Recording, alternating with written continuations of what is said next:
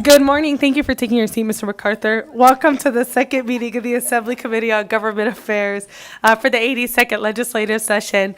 Ms. Howell, please take the roll. Assemblyman Carter. Present. Assemblyman DeLong. Present. Assemblyman De Silva. Present. Assemblywoman Duran. Assemblywoman Gonzalez. Assemblyman Gurr. Here. Assemblyman Hibbets. Here. Assemblyman Koenig. Here. Assemblyman MacArthur. Here. Assemblyman Nguyen. Here. Assemblywoman Taylor. Assemblywoman Thomas. Chair Torres. Here.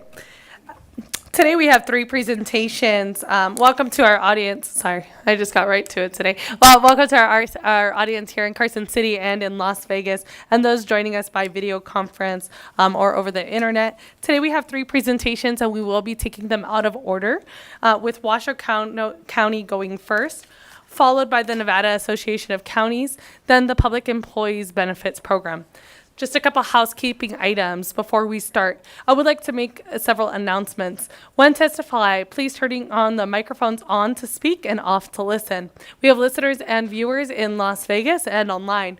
We are recording this meeting, so it will be available on the legislature's website later. If you have handouts for the committee, please provide 20 copies to the committee secretary prior to your testimony. In addition, exhibits and amendments must be submitted electronically as a PDF to our committee manager no later than noon on the business day before the meeting.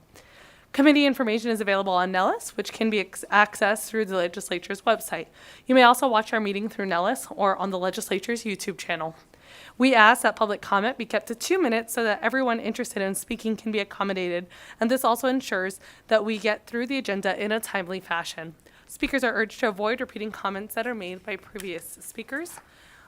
Members of the public may provide testimony on a bill either by person or by telephone. Written public comment may be submitted before, during, or up to 24 hours after the meeting adjournment. I expect courtesy and respect in our interactions, even if we may not agree. And finally, please mute your electronic devices, especially cell phones, during the meeting. Before we move to our first agenda item, I have one committee BDR for introduction. Committee members, as you know or may not know, because this might be the first BDR introduction that y'all are seeing. Throughout the session, committees are asked to introduce BDRs to begin the bill process. They are then assigned a bill number and referred back to the committee. Your vote to introduce a BDR is not an indication of your support. It is just to get the bill printed and assigned a bill number. Today we have BDR 2850, which revises provisions governing certain county fair and recreation boards. So I have a motion to introduce BDR 2850. I have a motion from Assemblywoman Gonzalez. Second. And I have a second, I'll go with Assemblyman Nguyen, to introduce BDR 2850. Is there any discussion? All those in favor say aye. Aye. Any opposed, say nay. Motion carries. As I mentioned earlier, we will be taking the presentations this morning out of order. And so we are going to go ahead and get started with Washoe County going first. Welcome, Mr. Eric Brown, Washoe County Manager.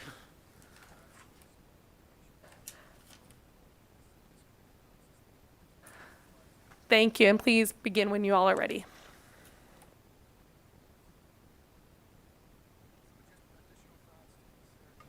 Good morning. For the record, Eric Brown, Washoe County Manager. It's a pleasure to be here with you this morning. I have an overview on what's going on in Washoe County. And I'll start with the first slide, which shows you our 5 commissioners for the Washoe County Commission. These are my bosses. Go back.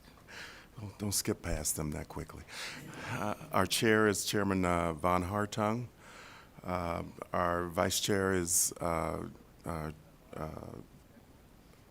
Alexis Hill. Our 2 newest members to the commission are Mike Clark from the District 2 and Mariluz Garcia, who is from District 3, which is Central Reno. So Gene Herman serves the northern regions of the county in District 5. Okay. Our Washoe County elected officers include Chris Sarman as our assessor, Jan Galassini is our clerk, re-elected. Nicole Klitsky was elected for her first term as public administrator. Of course, Darren Balaam, our sheriff, was reelected. Kaylee Work, our recorder, was reelected, and Justin Taylor, newly elected as the Washoe County treasurer. There you see my team, which I'm fortunate enough to have. This is a very experienced group of individuals, starting with my two assistant county managers, Dave Solaro and Kate Thomas, who are both veterans. Our newest member of the team is our chief financial officer. Her name is Abby Jacobin. She comes to us from the city of Las Vegas and came in that role last fall. Communications director is Nancy Lewinhagen. Our CIO is Bezad Zamanian. Our new registrar of voters is Jamie Rodriguez. And then our security administrator keeps us all safe is Ben West. And the gentleman who keeps us all on the same page and makes sure that I show up where I'm supposed to show up, when I'm supposed to show up, is Eric Wilrich as the assistant to the county manager. Okay, next slide. So in terms of jurisdictional roles, you can see that there are multiple jurisdictions within Washoe County, most notably the city of Reno, city of Sparks. We also have a health district and a school district, of course. And then you see some of the other agencies that are a part of our fabric of county governance. In addition, we have additional governing bodies that include the Regional Transportation Committee, Commission, RTC, the Reno Sparks Convention and Visitors Bureau, Tahoe Regional Planning Agency up at the lake, which works with our jurisdictions in other states, the Truckee Meadows Regional Planning Agency, which oversees planning for the greater Truckee Meadows region around Reno, a water authority, the River Flood Management Authority, a Nevada Development District, and our Regional Water Commission, which oversees the management of our water resources. Next slide. So the map might be a little difficult to see, but you can see it summarizes the unincorporated towns and census-designated areas within Washoe County. We are a rather large geographic county, with over 6,300 acres. Most of the population, as you know, is in the southwestern corner of the county. But the areas include, and you'll hear references to these areas probably in future matters, Cold Springs, Crystal Bay up at the lake, Empire and Gerlach are to the far north, kind of the jumping off point for Burning Man and things that happen in the Black Rock Desert. Golden Valley, Incline Village, of course, at the lake, Lemon Valley, Mogul out in the western region of the city of Reno, Nixon, which is part of the Pyramid Lake Paiute Tribe territory. Of course, Spanish Springs, Sun Valley, Sutcliffe, which is on the Paiute Tribe lands as well, Verdi, Wadsworth, and Washoe Valley down to the south, where we're seeing a lot of growth. Okay, next slide. Community profile, I said over 6,300 square miles. It's a very large county. Population is just topped over 490,000, so 493,000. Per capita income is about $40,000 a year. A median household income is $74,000 a year. Persons in poverty is about 11%. Households with a computer, pretty high at 95%. Households with a broadband internet subscription are at 88%. I would point out that median household income in large part is driven by really the diversification of our economy in northern Nevada. So in addition to gaming and hospitality, as many of you know, we've been fortunate enough to diversify our economy with technology companies such as Switch, Panasonic, obviously Tesla, which is just over the border in Story County, but the vast majority, over 80% of their employees actually live in Washoe County. So that has driven a lot of our household income and our demand for housing, which is one of the key issues for the county, is affordable housing for those in the workforce. Next slide, please. See the housing units at just over 200,000. Persons per household, 2.5. Owner-occupied housing rate is about 58%. And the median value of owner-occupied housing is $388,000. So that number has been on an upward trajectory also because of the demand for workforce housing from those that are relocating to our region from other portions of the country, largely in the tech sector. And it continues to be an area that we need to continue to work on. Next slide, please. You see other metrics, so nothing that really stands out here. I'll keep moving to the next slide. All right, in terms of our demographics, over 60% of our public would be white. We have a 26% Latino population and growing. And you can see some of the other ethnicities that are represented there. As far as the county as an organization, we have 24 departments, a little over 3,000 full-time equivalent employees, about 488 buildings or structures that we maintain, and over 2.3 million in square footage maintained in those facilities. Our regional service responsibilities, so these are services that are provided for all Washoe County residents, whether they're in the city of Reno, city of Sparks, any of those other areas that I mentioned earlier. You can see it's quite a list of, from animal control to our courts. We also operate a crime lab through the sheriff's office that supports not only 15 counties within the state, but also counties in Northern California. We work with criminal defense, prosecution, emergency operations for the region. Human Services Agency works on child protection, adult and senior services, as well as it operates one of our homeless shelters. We do have a homeless services division separate from HSA that manages our CARES campus, which has been developed over the last year and a half. And for any of you who have not seen it, if you're in the area, we welcome you to come take a tour. We're developing a campus that not only houses homeless individuals, but also helps them find this wraparound services such as behavioral health or other services that they need to live productive lives. So it's not just a shelter as far as putting people inside. Our jail and juvenile justice center, we operate the regional libraries, marriage licenses, medical examiner, and coroner also supports multiple counties as well as counties in Northern California.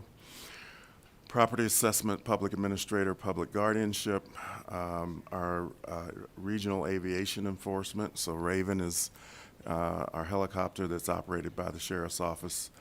Parks and open space, treasurer services, and voter registration and elections. Local service responsibilities, so these are services that are only offered by the county to residents in the unincorporated areas of the county, therefore not in the city of Reno, not in the city of Sparks, because they have their own services that are generally duplicated in these areas. Building and safety, business licensing, community parks and rec, emergency medical services, fire protection, land use planning and services, road maintenance, snow plowing, stormwater management, and wastewater utilities. I would point out to you that in terms of key policy issues and challenges that the county is facing, clearly infrastructure as in stormwater and sewer infrastructure to support the growth in housing that I mentioned that we need is a major area for us. We are in the process of completing Envision 2040 strategic planning process where we surveyed citizens to find out what are the issues that are most important to them. It's very interesting that emphatically the citizens of Washoe County want more parks and open space. That's the first thing they say to us. And the parks and open space that they have, they want preserved and expanded to enjoy the lifestyle that they've come to know and love in northern Nevada.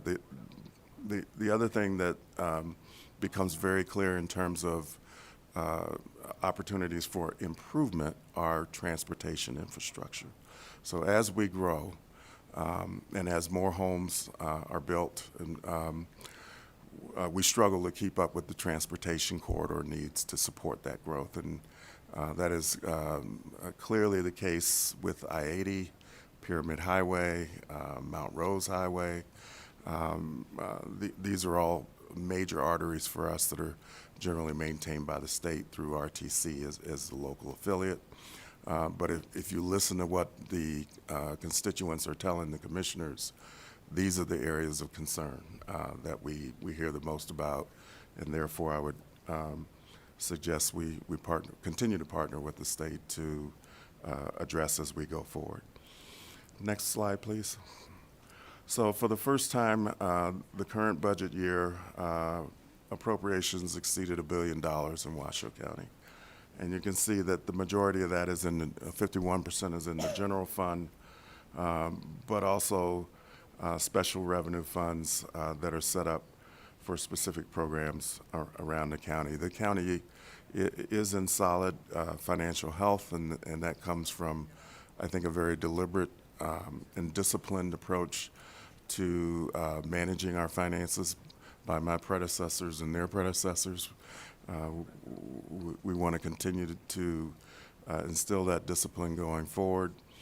But the county continues to shoulder the load of providing many of the services you saw on the prior slides. In terms of revenue sources, property taxes are clearly our largest revenue source, followed by C-tax or consolidated taxes. And again, as we've diversified our economy over the last couple of decades, we have enjoyed the benefits of pretty consistent revenue growth over recent years, including during the pandemic. Expense uses, you can see that employee salaries and benefits are the largest category by far, and that's followed by services and supplies, and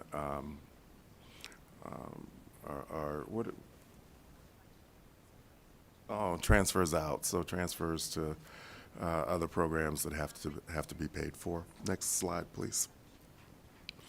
All right, so the Washoe County does have a strategic plan. We take our strategic plan seriously. We actually have project teams for various aspects of the strategic plan, and they make regular reports to our Board of County Commissioners and to me.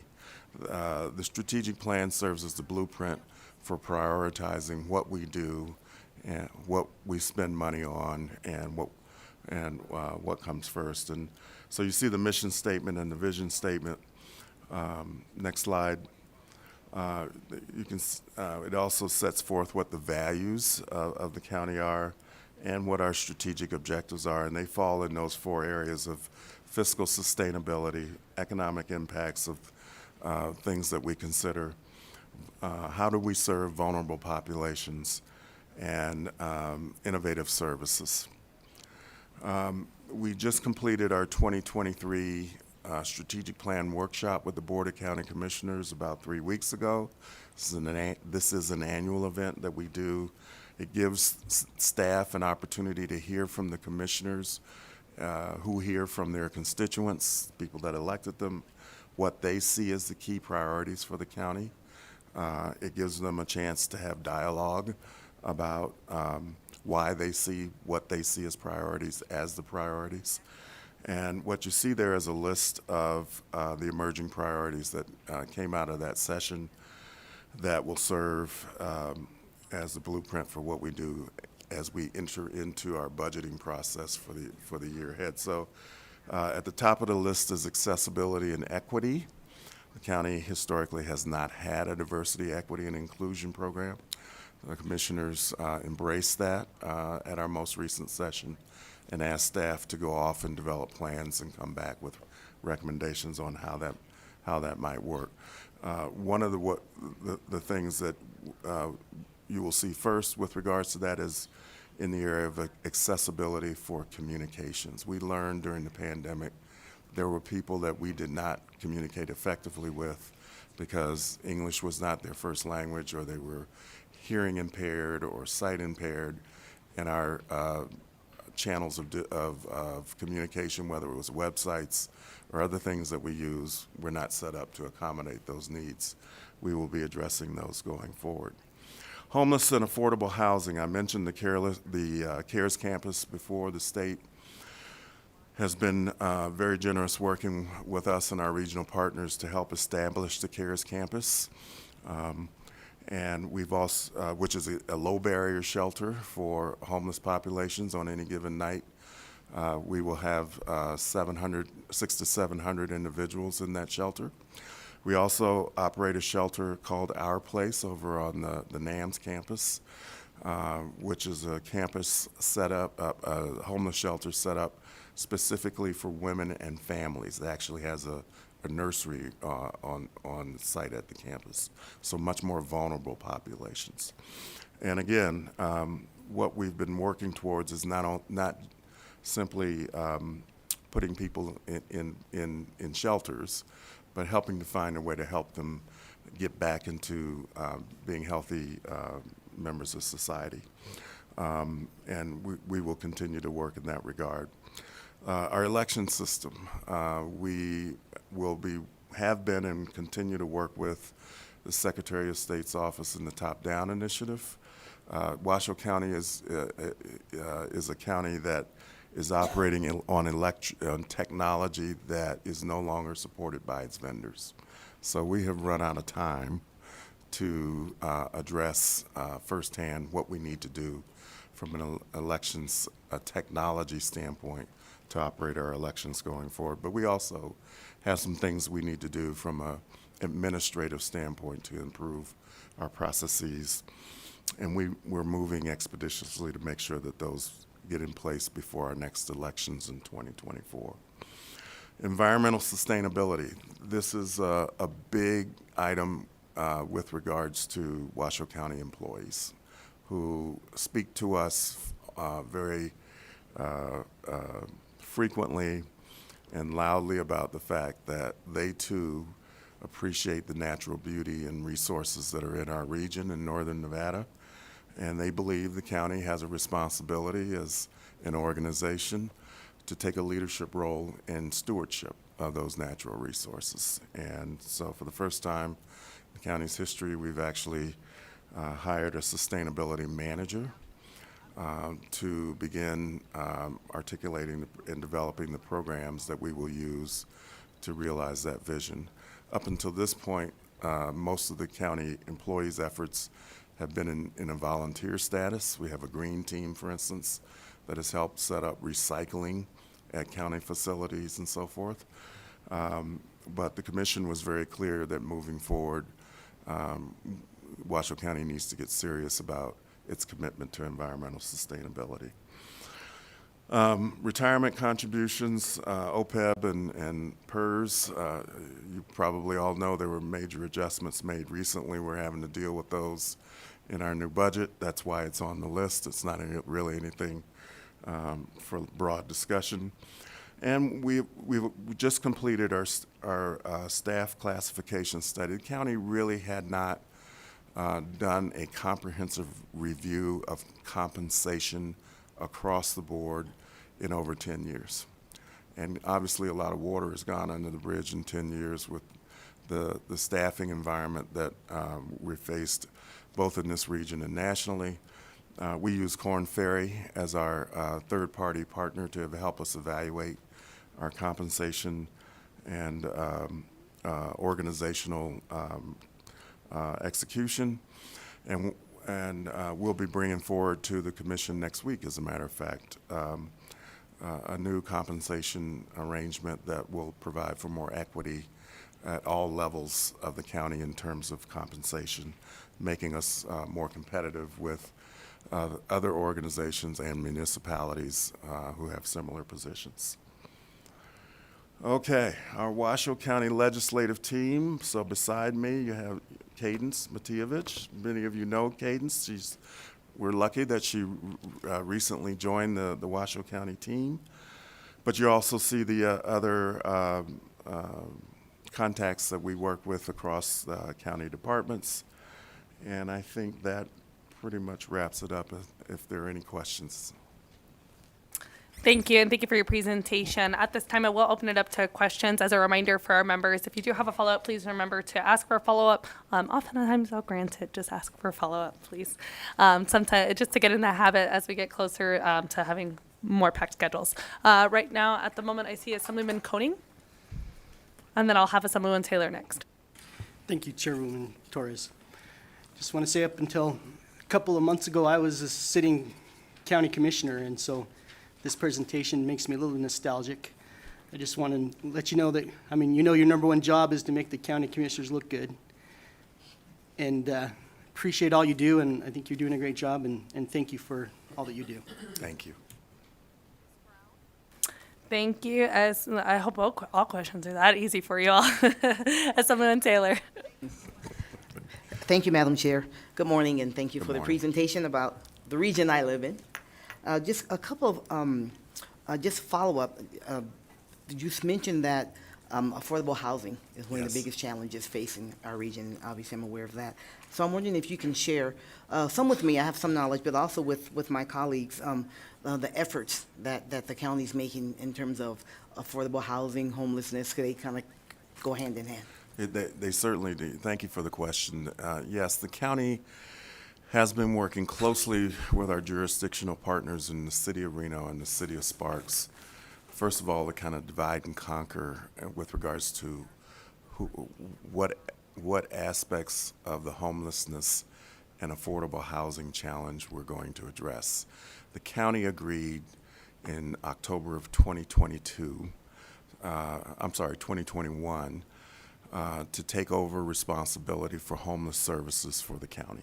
Up until that point, the city of Reno took care of their own homeless responsibilities. City of Sparks did their own. Unincorporated areas of the county were handled by the county. Obviously, this wasn't ideal. It led for uneven application of policies and services. We were competing in many cases for grant resources.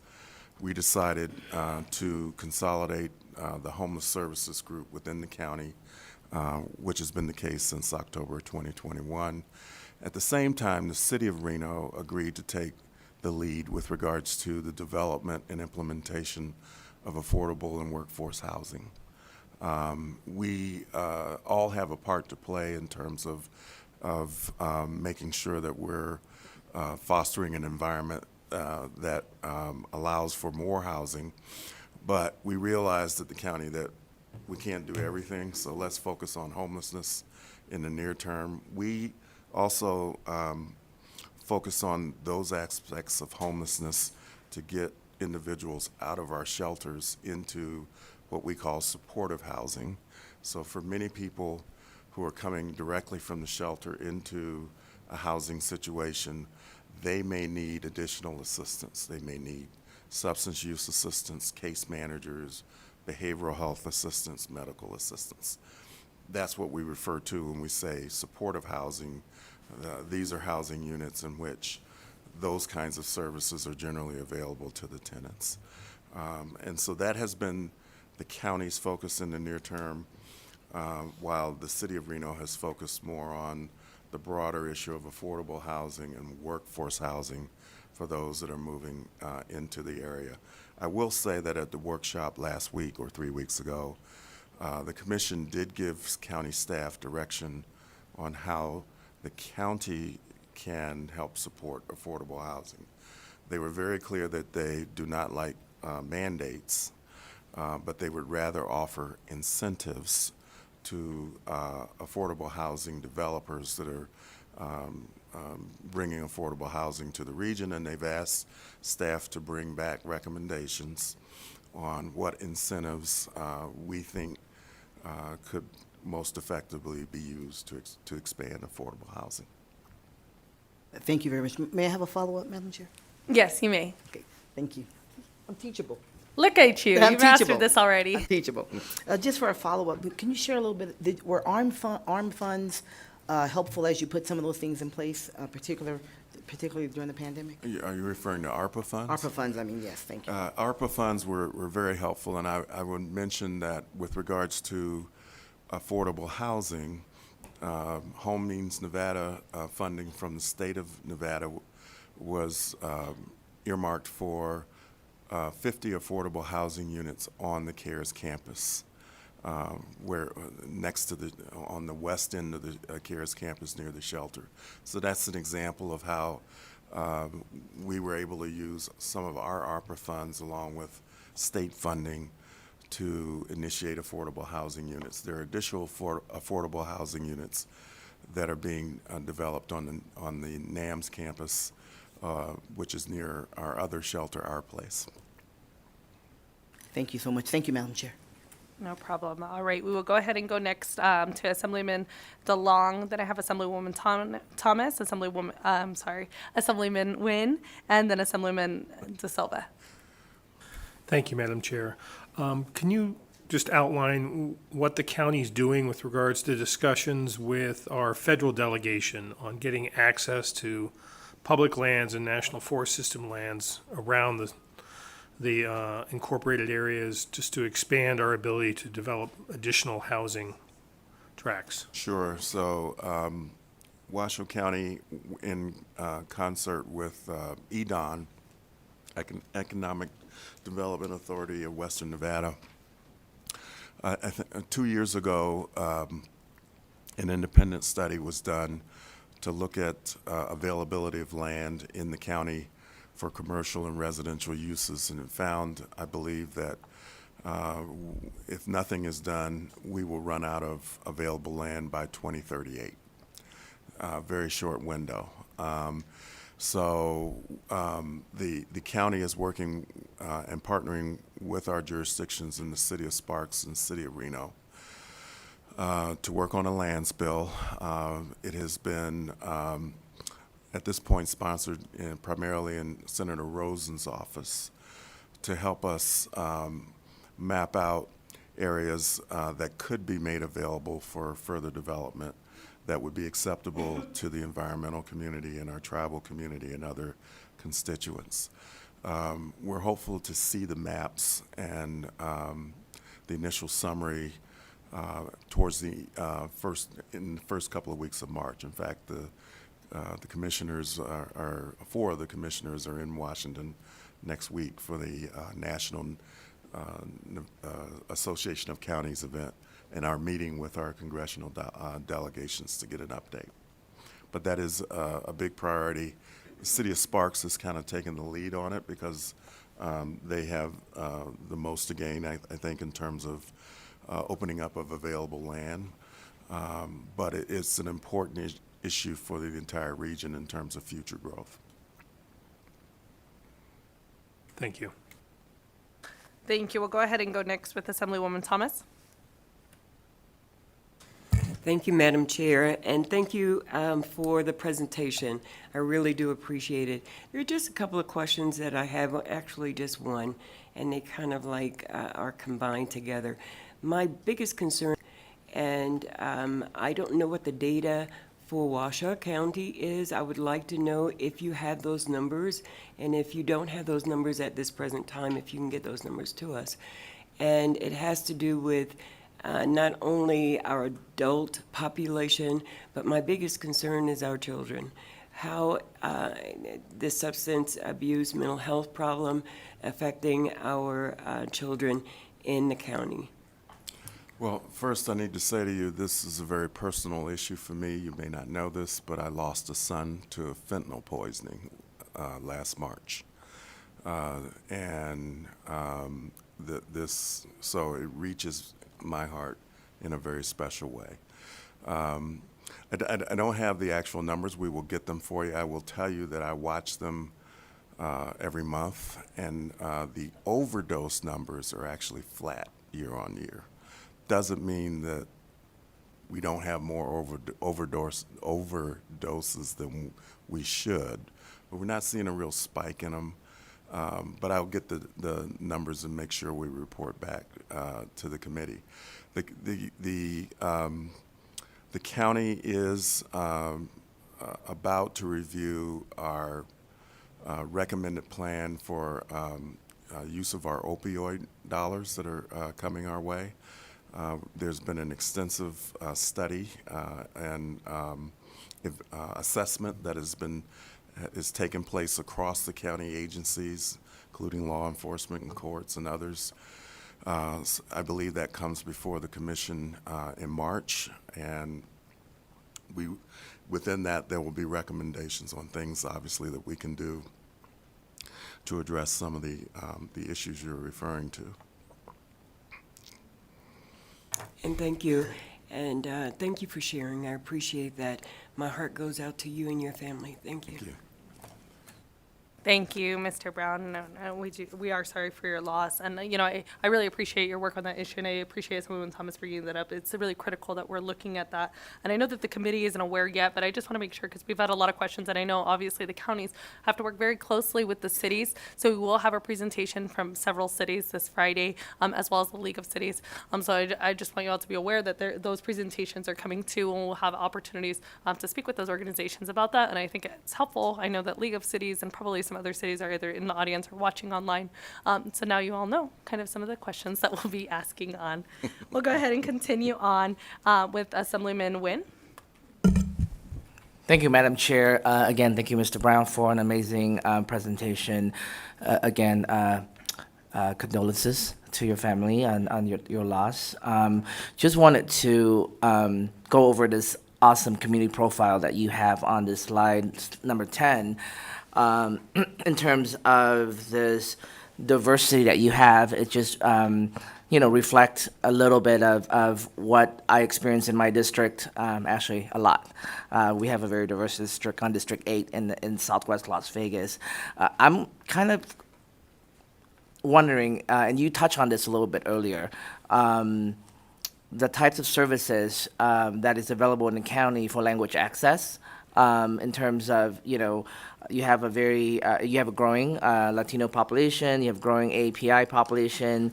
What are some of the county strategies? Because I know it is in your strategic objectives is to work with vulnerable population and innovative services.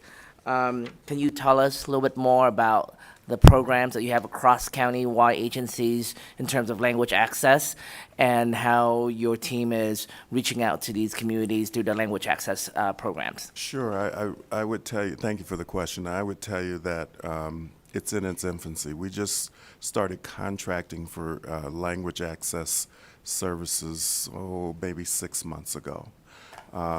We found difficulty in identifying the proper resource that we thought could not only help us with regards to our Spanish-speaking public, but those who spoke other languages. And so I don't want to misrepresent to you today that it's far-reaching and it's across the county. We're really just getting started with regards to the deployment of it. The other thing that we're doing that was discussed with the commissioners at the workshop three weeks ago is we will be instituting a language certification program, because even though we have some areas like the courts, let's say, where there are employees who are called upon to provide translation, whether it's written or verbal translation services, there really isn't any certification program to ensure that those folks are qualified to do the interpretations that they're doing. And so we want to make sure that that is more uniform across the county, not just in terms of the courts and the justice system. So we're just getting started. Madam Chair, can I follow up? Thank you for that, Mr. Brown. So is there a designated point person in your senior executive team to kind of oversee that, or that starts with you? No, No, I apologize. Presenters, if you could just remember to say your name for the record every time, just to help our secretaries out. Thank you. All right. For the record, Eric Brown.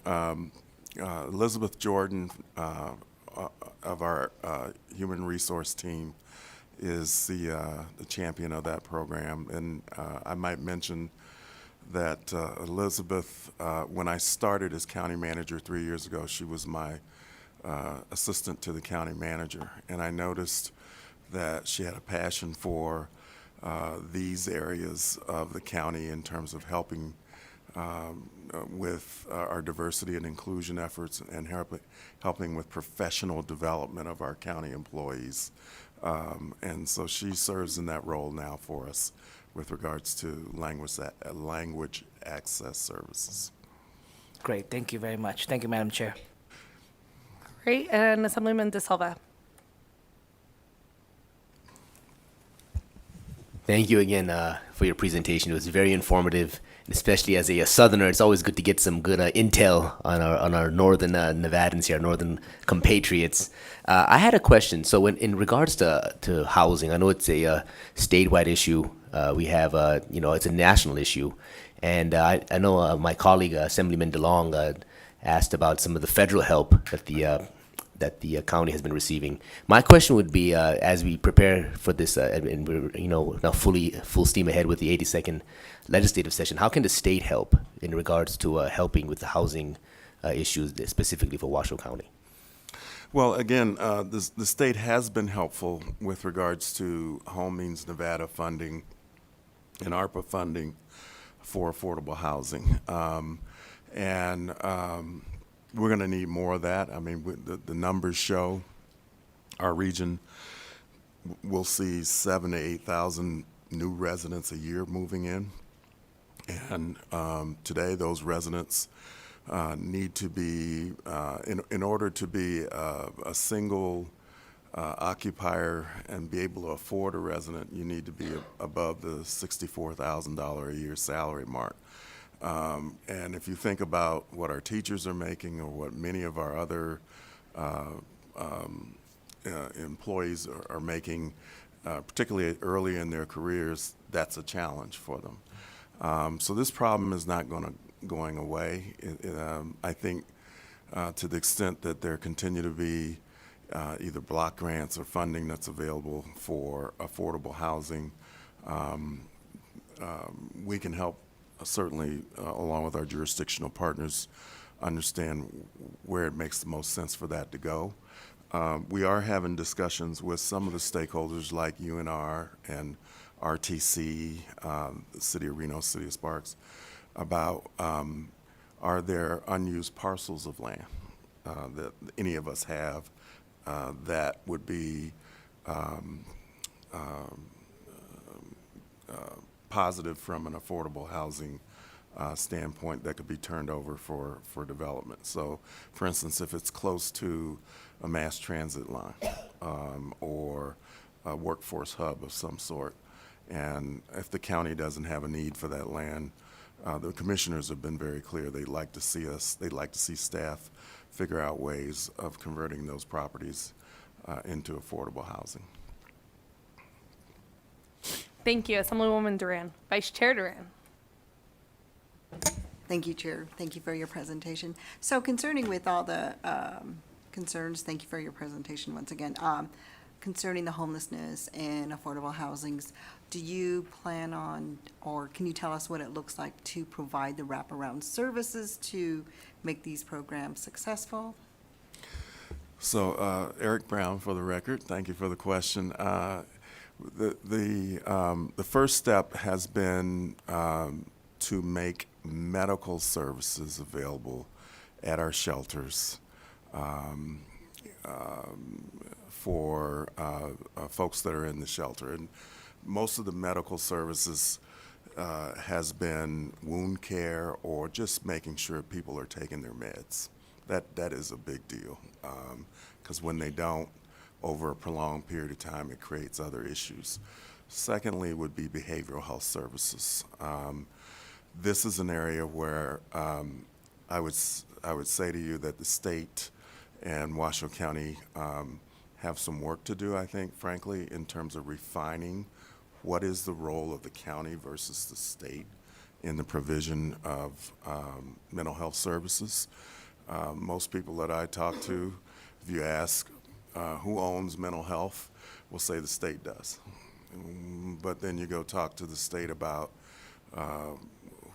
their perception of it, and in a favorable way, they will say, well, yeah, we have funding, but we have no idea what your local needs are. I think there's some work to be done in terms of refining what is that role between the state and the local's jurisdiction in the provision of mental health. We know there is a tier of vulnerable population members that are rotating between our jail, our shelters, the emergency room, and I'm sure in your communities, many of you, if you're not already seeing it, it happens. There is no, and we're not helping them because we're simply housing them in the ED or in the shelter or in the detention center for some period of time. Then they get released, but there's no real solution for them. We need, as a state, to figure out how to better manage those populations because right now, believe me, there is a significant number of people that are just cycling through the system. We know who they are, they know who we are, but there is no resolution in terms of how do we treat them long term. We need to address that. The other serious issue that we're trying to come to grips with is juvenile mental health. We do not have in Washoe County mental health services for our young folks who are adolescents or juveniles.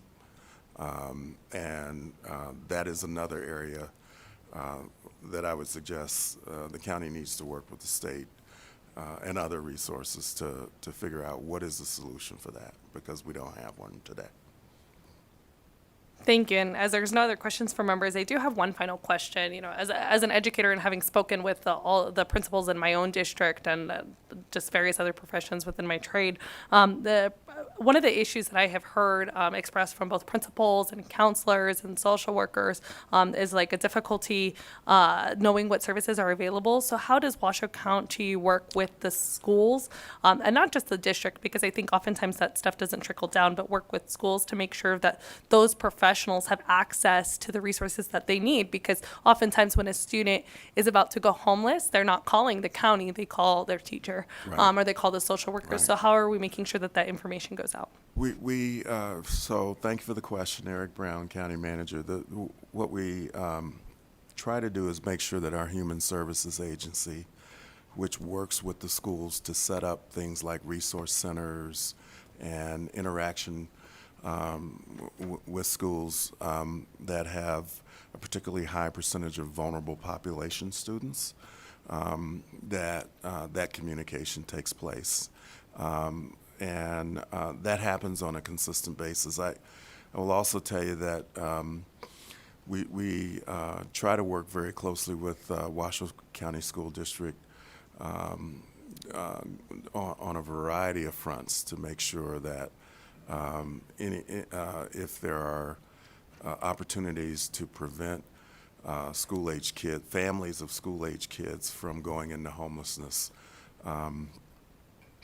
before they are evicted or lose their home, we can do that. Last year, I believe through our combination of Reno Housing Authority and our own homeless services group, we helped over 1,500 families in the region with rental assistance and diversion payments that would help prevent them from spilling into that unfortunate circumstance where they were being evicted from their homes.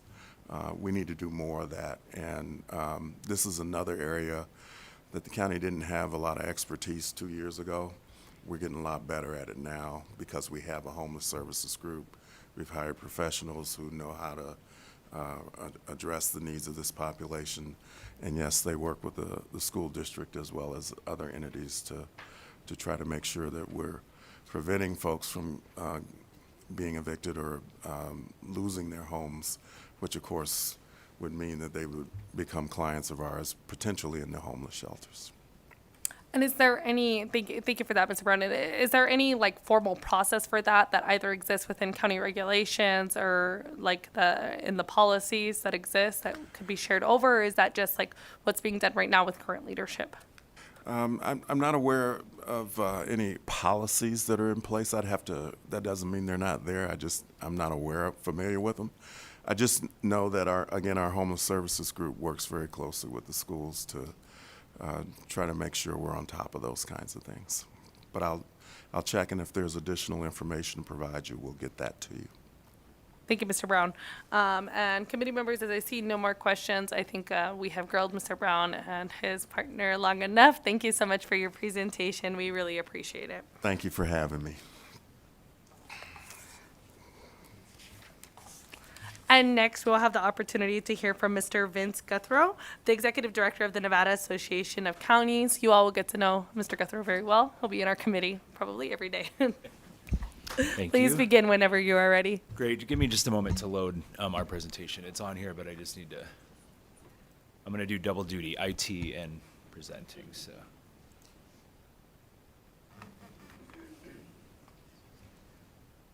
All right. Well, good morning.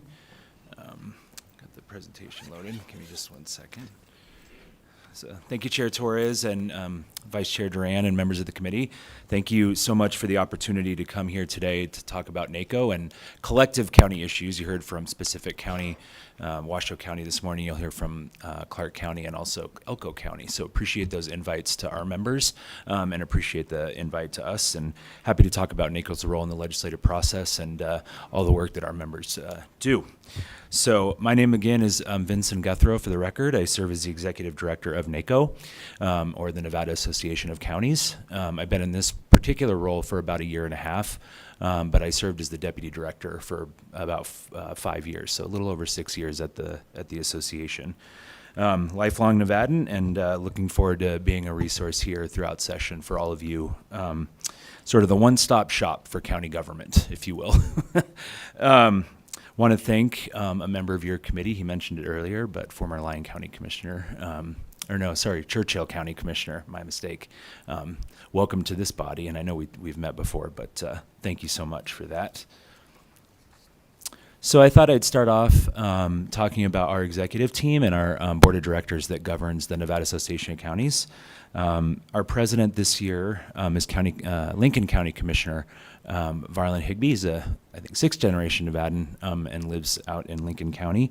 You may see him testify on critical NACO issues this year. And our immediate past president, no stranger to these halls, former Speaker of the Assembly, former chair of this committee, actually, Commissioner Kirkpatrick from Clark County. And then rounding out our executive team is President-elect Supervisor Giomi from Carson City, and then also Vice President Cassie Hall. I think you'll see that our leadership team reflects the diversity of our counties and our geographic regions, and reflects our statewide association. So each, just as far as the makeup of our board of directors, every county member has a seat. We also have non-voting seats from our affiliate members. Those are your other elected officials, so your recorders, DA's Association, Assessors Association, county fiscal officers. They all have non-voting seats on our board. So just a little bit to highlight NACO's role at the legislature. We are, as I mentioned, a statewide association representing collective county interests. We are formed in statute, and you'll see the year on that slide. We're about to approach our 100 years as an association. So I haven't been here for all 100, but happy to celebrate it in the coming years. So. And I do want to mention NACO staff. NACO is building capacity to serve our members and to respond to this changing state. I want to introduce first our government affairs manager. Her name is Jennifer Berthum. You'll see her in this committee also and throughout the session.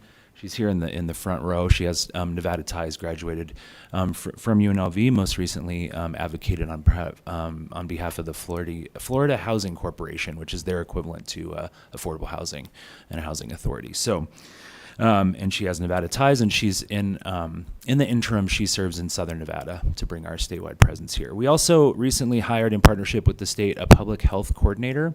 They have that position being housed at NACO has helped our counties in a variety of ways. They've supported counties on those opioid needs assessments that Manager Brown mentioned earlier, and also working on expanding public health capacity where needed and responding to needs of communities.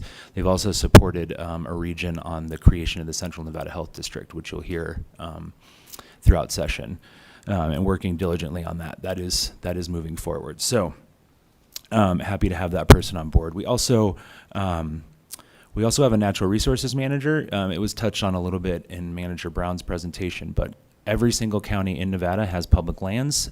Most of them have over 75% public lands, and so those have huge impacts on the way that counties deliver services in those communities, and we're also asked to deliver services on public lands from time to time. And as I mentioned, we are in statute. In our role here at the legislature, we provide a unified voice on critical county issues, and we partner with the state and look forward to working with all of you. I thought it would be good to give everyone sort of a very high-level overview of the diversity of our counties. We range from about 2.3 million people in Clark County, just for edification. 1 million people, a little over 1 million people in unincorporated Clark County alone. It would be the state's largest city if it was a city. We're exceeding a little over 500,000, it looks like, in Washoe County. And less than 1,000 in Esmeralda. So you can see the range of counties that are in our state. We have a growing suburban population, as you all know. Lyon County, Churchill, and Humboldt counties are seeing increases in their population. And Carson City, where this building is the only consolidated municipality in the state. So they're both a city and a county. And so you'll see them as members of both the League of Cities and also NACO. And as I mentioned earlier, 13 of our 17 counties contain more than 75% of public lands. And touching on some of the key industries in our counties, you can see that hospitality and tourism leads there, and then mining, government. We also have a booming tech hub, especially in the north, through the Tesla and the Tri-Center that Manager Brown mentioned. And we're adding professional sports teams, so definitely a diverse state in front of us, and I think our counties reflect that. So I wanted to talk a little bit about the services that counties provide. Again, a high-level overview, and as I mentioned, you already heard from Washoe County, you'll hear from Clark County and Elko. So first of all, every Nevada resident is a county resident. Counties and the state have a shared constituency, and we look to partner with the state on many things, and we really do, especially here at NACO, hope that you'll view us as a resource on how policies might impact county residents. Counties deliver both regional and municipal services. Some of those areas where we deliver those are the Las Vegas Strip or the Resort Corridor, all of Carson City, because as I mentioned, they're a consolidated municipality. So if you look at urban Washoe County, we provide regional services there, and also in Pahrump and Nye County, among others. Counties serve as the mandated social safety net. We provide, as Manager Brown mentioned, the unsheltered population with and we also provide indigent care. We also provide those frontline responses, such as what we saw during the COVID-19 response. Counties are critical to the Medicaid budget. We do fund through voluntary Medicaid contributions to the state and contracts with the state. We account for a significant portion of the state Medicaid budget. Most of that is done through assessments to counties from the state on those services. Every county has a human services director. They are local and county funded programs, so we look to provide senior services, indigent burials, indigent medical costs. Every county also provides, they don't provide, child protective services is assessed through the state to our rural counties and then provided as programs for Clark and Washoe counties. Some other services that we provide on a regional or in a municipal level are code enforcement. We regulate land use planning. We also do jails, and we fund courts and elections and indigent defense as well. So just a real, just more of an outline here, taking a deeper dive into these. You can see the breadth of services that counties provide. So as you consider policy changes, we ask that you seek our input and just give counties a seat at the table. We're happy to provide that perspective. As I mentioned, so legislative policy impacts at the state, so where it's different for counties is that since counties provide both regional and municipal services, when you make changes to either or, it impacts counties in both ways. And as mentioned, we provide social services, emergency response. You can see the list of services that we provide. Expand a little bit on public health. In Washoe and Clark, they have health districts. And there's a health department here in Carson, and then the newly created Central Nevada Health District, which will be a regional force on public health. So yeah, just take, like I said, one of the other things we do is we manage airports. The Clark County Airport, the Harry Reid International Airport, is actually a department of Clark County. 75% of the state's road miles are county roads. We did also provide public defense and indigent defense services. We are the taxing authority, so we collect and distribute taxes, and we also maintain records. So those are your marriage licenses, your death and property deeds. And again, we administer elections. It's register of voters in Clark and Washoe County, and then in the rural counties, it's through our clerks. We also do code enforcement of that public health and welfare and safety. I did provide a little bit of a backup on the services. I know there's a ton of them, and I'm providing just an overview, but I thought it would be helpful. There is a backup of a larger, handout of this slide that shows where counties provide services, where the state only provides services, and then where we partner with the state on those services. So this is a little bit outdated, but I do think it's important on the services piece. So if you don't mind, Madam Chair, just play a little quick video. You can all take a break from reading. So give me just a moment to load up the video. As long as you're loading the video and not myself, yes. Yes. Well, we get to watch an ad, apparently. Give me 1 second. Employees. Counties matter, and they serve every Nevadan every day. During COVID-19, Nevada's counties are a critical part of the public health response, supporting health districts, providing regional emergency services, and preparing quarantine and isolation beds. Counties are the provider of the local social safety net. Nevadans most in need rely on counties to provide child protective services, meals to those in need, and services to the homeless and seniors. Nevada's counties are responsible for providing over 20% of the state's Medicaid budget and support public hospitals throughout the state. Counties do all this in addition to providing the everyday municipal and regional services that Nevadans depend on, like roads, parks, water and sewer systems, community centers, libraries, and county airports. Counties also administer elections, helping to ensure one of our most sacred democratic rights. Nevada's counties matter, and in difficult economic times, county services are more important than ever and more in demand. We thank the nearly 23,000 Nevadans that are county employees. We are counties. We are Nevada.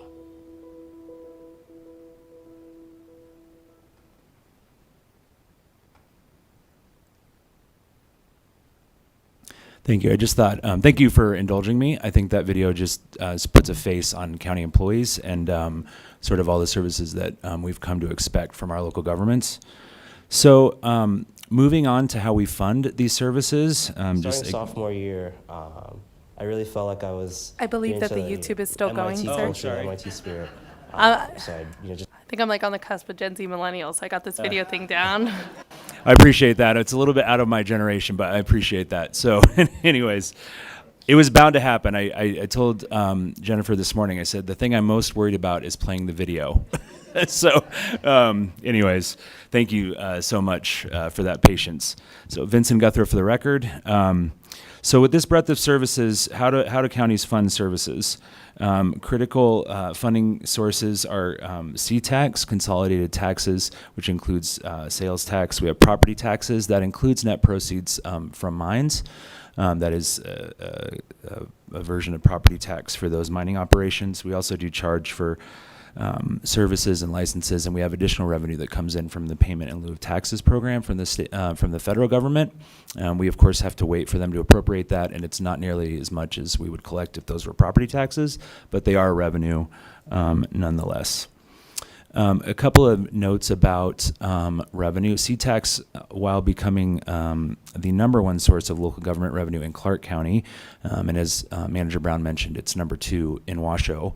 That's we sort of view that as a bit unstable. I think if we remember COVID, when sales tax revenue initially took a pretty significant dive, we do see that as an unstable source of revenue, but counties are continuing to rely on it more and more. And like I said, I know this is not a budget committee, but I just thought these revenue numbers or this revenue information would be important for all of you as you do your jobs during this 120 days. We have it's probably been mentioned to you several times, but we are Dillon's Rule state. So while we have administrative home rule, this legislative body saw fit to allow us to address matters of local concern, and I sort of view that as administrative home rule. Counties and local governments do not have fiscal home rule other than what has been granted to us by the legislature. And that's some of those are outlined here, sort of who is responsible. The largest one there at the top is property tax, and of course, those are subject to caps and abatements. So,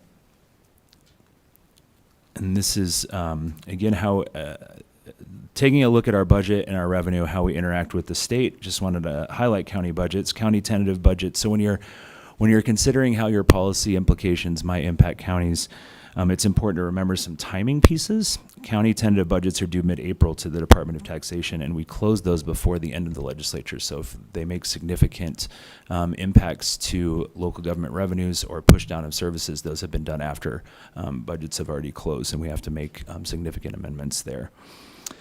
And when we discuss our perspective here from the county perspective on local mandated services, we always watch for push downs of state services or expansion of existing services that counties provide. So moving on to, I do want to mention sort of lastly, as far as our partnership and where we interact, talk about some bills. Now, I'm going to preface all of this by saying these bills will probably look a lot different by the time they get over here, hopefully get to this committee, but they are originating in the Senate. And so a quick high-level summary of these, and I'll present the concepts to you. So we have Senate Bill 20, which addresses Board of County Commission vacancies. They allow for local boards to create a local process to fill vacancies. SB 21, it's an update. So we recently had a census, as you know, and this is a slight update to some of those population thresholds that you all see in NRS. It only affects a handful of counties, but just making sure that the intent of those laws stay consistent for the legislature. And then lastly is SB 22, which addresses the publication of legal and public notices. As you know, counties and local governments adhere to the open meeting law, and one of those things includes the publication of meeting notices and legal notices and ordinances. And we have some timing pieces related to that on electronic posting. So that is pretty much my presentation. I know I provided you with a lot of information. I'm happy to take questions. This is our pre-statehood building here in Carson City. It's located on Minnesota. You can stop by any time, but it's probably easier to get us here in the building while you're in town. But we're very proud of this building. I think, like I said, it reflects the longevity of our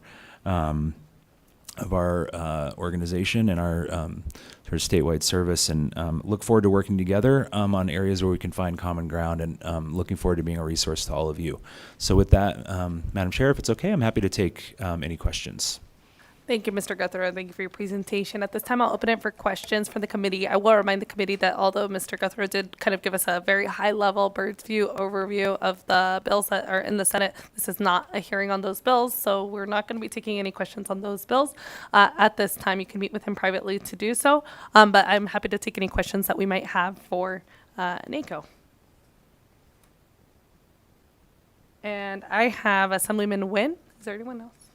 Assemblyman MacArthur, did you have a question too? No, okay. All right, go ahead, Assemblyman Nguyen. Thank you, Madam Chair. Thank you, Mr. Guthrow, for that presentation. And also awesome video on YouTube because, I always like videos, so feel free to bring more videos. Of course, check with the boss behind me. But I think it reminds me of that pandemic that we all went through, right? When we all have challenges in really organizing and get our community out and ensuring that folks have access to the services of the county, right? And I came from Clark, so, it's a large county to delivery services. So in your slide, on slide number 12, one of NACO priorities are service delivery. My question is regarding, and I think I'm going to bring this up a lot throughout the session, is, one of my biggest area of really concern is innovation and modernizing our service delivery. Through the last couple of years, we have had some challenges in terms of everyday county residents accessing certain services, whether it's, during the peak times of the pandemic or, the post-pandemic recovery pieces. Are there strategies from the counties statewide in terms of modernizing service delivery, and what kind of percentage of whether they put in the budget or from the leadership in terms of looking at how we can enhance some of the service delivery? Because I think what COVID taught us was that a lot of our service needed updates and needed changes. So in terms of an overall strategy, if you can give me maybe another high-level answer in terms of what counties are doing, maybe annually or every 3 to 5 years, in terms of how they look at modernization and innovation in terms of service delivery. Thank you. Vincent Guthrie, for the record, through you, Madam Chair, to the Assemblyman. So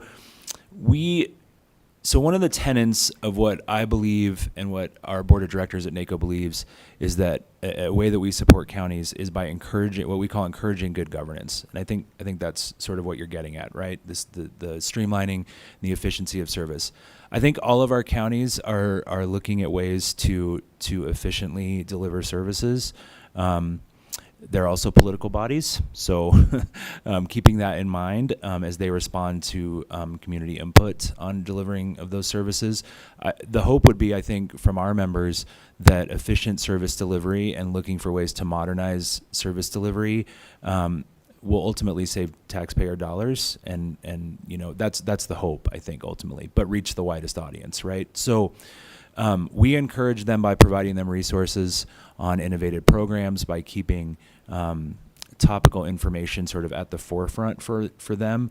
But ultimately, and I think, again, I'm not trying to continue to defer to individual counties, but I think Manager Brown put it well, that they take their strategic plan. It's important to them, and one of the things I think they try and find in there is service delivery. What should they be focusing on to affect and to impact the largest segment of the population, or make sure they're serving the needs of the population of the county.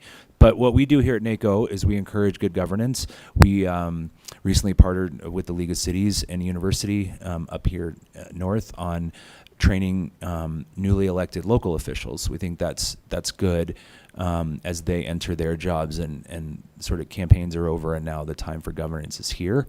Sort of what does that look like, and giving them sort of that base of knowledge. And we'll continue. I think it's good.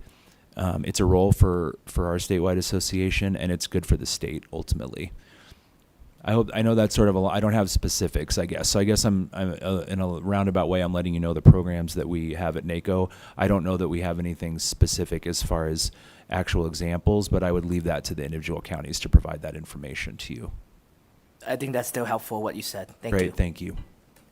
Thank you, and thank you, Mr. Guthrie. That was actually very helpful, I think, for committee members just to understand the role of NACO. And I hope, I know that League of Cities is going to be presenting later this week, and I hope we can learn a little bit more about that program. I know I've had some conversations with them about it, because I do think that's an interesting way to combat all of our new legislators, and we have many of them in this room, did get to go through an extensive new member or training, but that hasn't always been the case for county officials. It wasn't always the case for state officials either. So I think it's really great that you all are implementing that program program to train them to have the tools they need to do their job. Is there any other questions in the committee?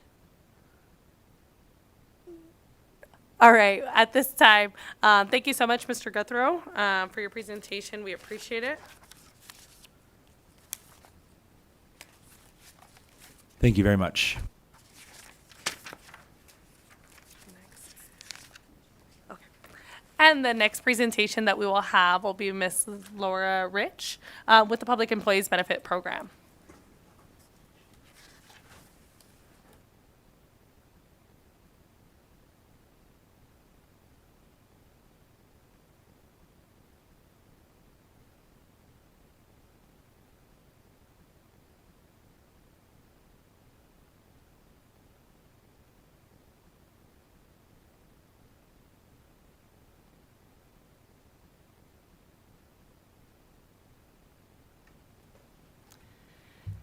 Good morning, Chair Torres and Vice Chair Duran, and also to the members of the committee. My name is Laura Rich. I'm the Executive Officer of the Public Employees Benefits Program. With me today, I have my Operations Officer, Nick Proper. We'll be providing to you an overview of the Public Employees Benefits Program, otherwise known as PEB. Just a quick agency overview, our mission, our vision, values. You can see here our mission is to provide employees, retirees, and their families with access to high quality benefits at affordable prices. You can see our vision as well. We are member focused. We want to be nationally recognized in an affordable program of employer sponsored benefits serving employees, retirees, and their families, and the Nevada taxpayer. Next slide. So a little bit about the Public Employees Benefits Program. We are a group health program which offers medical, prescription, drug, dental, vision, and life insurance to about 69,000 people. 44 of them are primary members, 25,000 are covered dependents. We are governed by Nevada Revised Statute 287 and overseen by an 11-member board appointed by the governor. We're a small agency, 34 FTEs, but you'll see we have one of the largest budgets in the state at $1.2 billion. We are funded through a combination of employer contributions, so you'll hear that at other committee meetings, Ways and Means, as the subsidy, the state subsidy, and also member premium payment. So that's what the member, the employees, the retirees, that's their portion of what they pay to the program. We do not receive any general fund dollars. Everything comes from either the state subsidy, so those are the agencies paying each portion of the overall contribution, or that member contribution. You'll hear a little bit about this. We'll be presenting at Ways and Means on the 17th, so you'll hear a lot more about our budget on the 17th. So who's eligible to participate in PEB? We have state and non-state. So state is what you'd expect, right? State employees. These are state agencies, boards, legislators as yourself, also the system of higher education. We offer coverage to both full-time active employees and retirees as well. And then we have non-states. Non-states are what we call the local governments. Back in 2007, SB 544 made it so that it was an all-in or all-out type eligibility. You come with your actives and you come with your retirees, or you come with neither.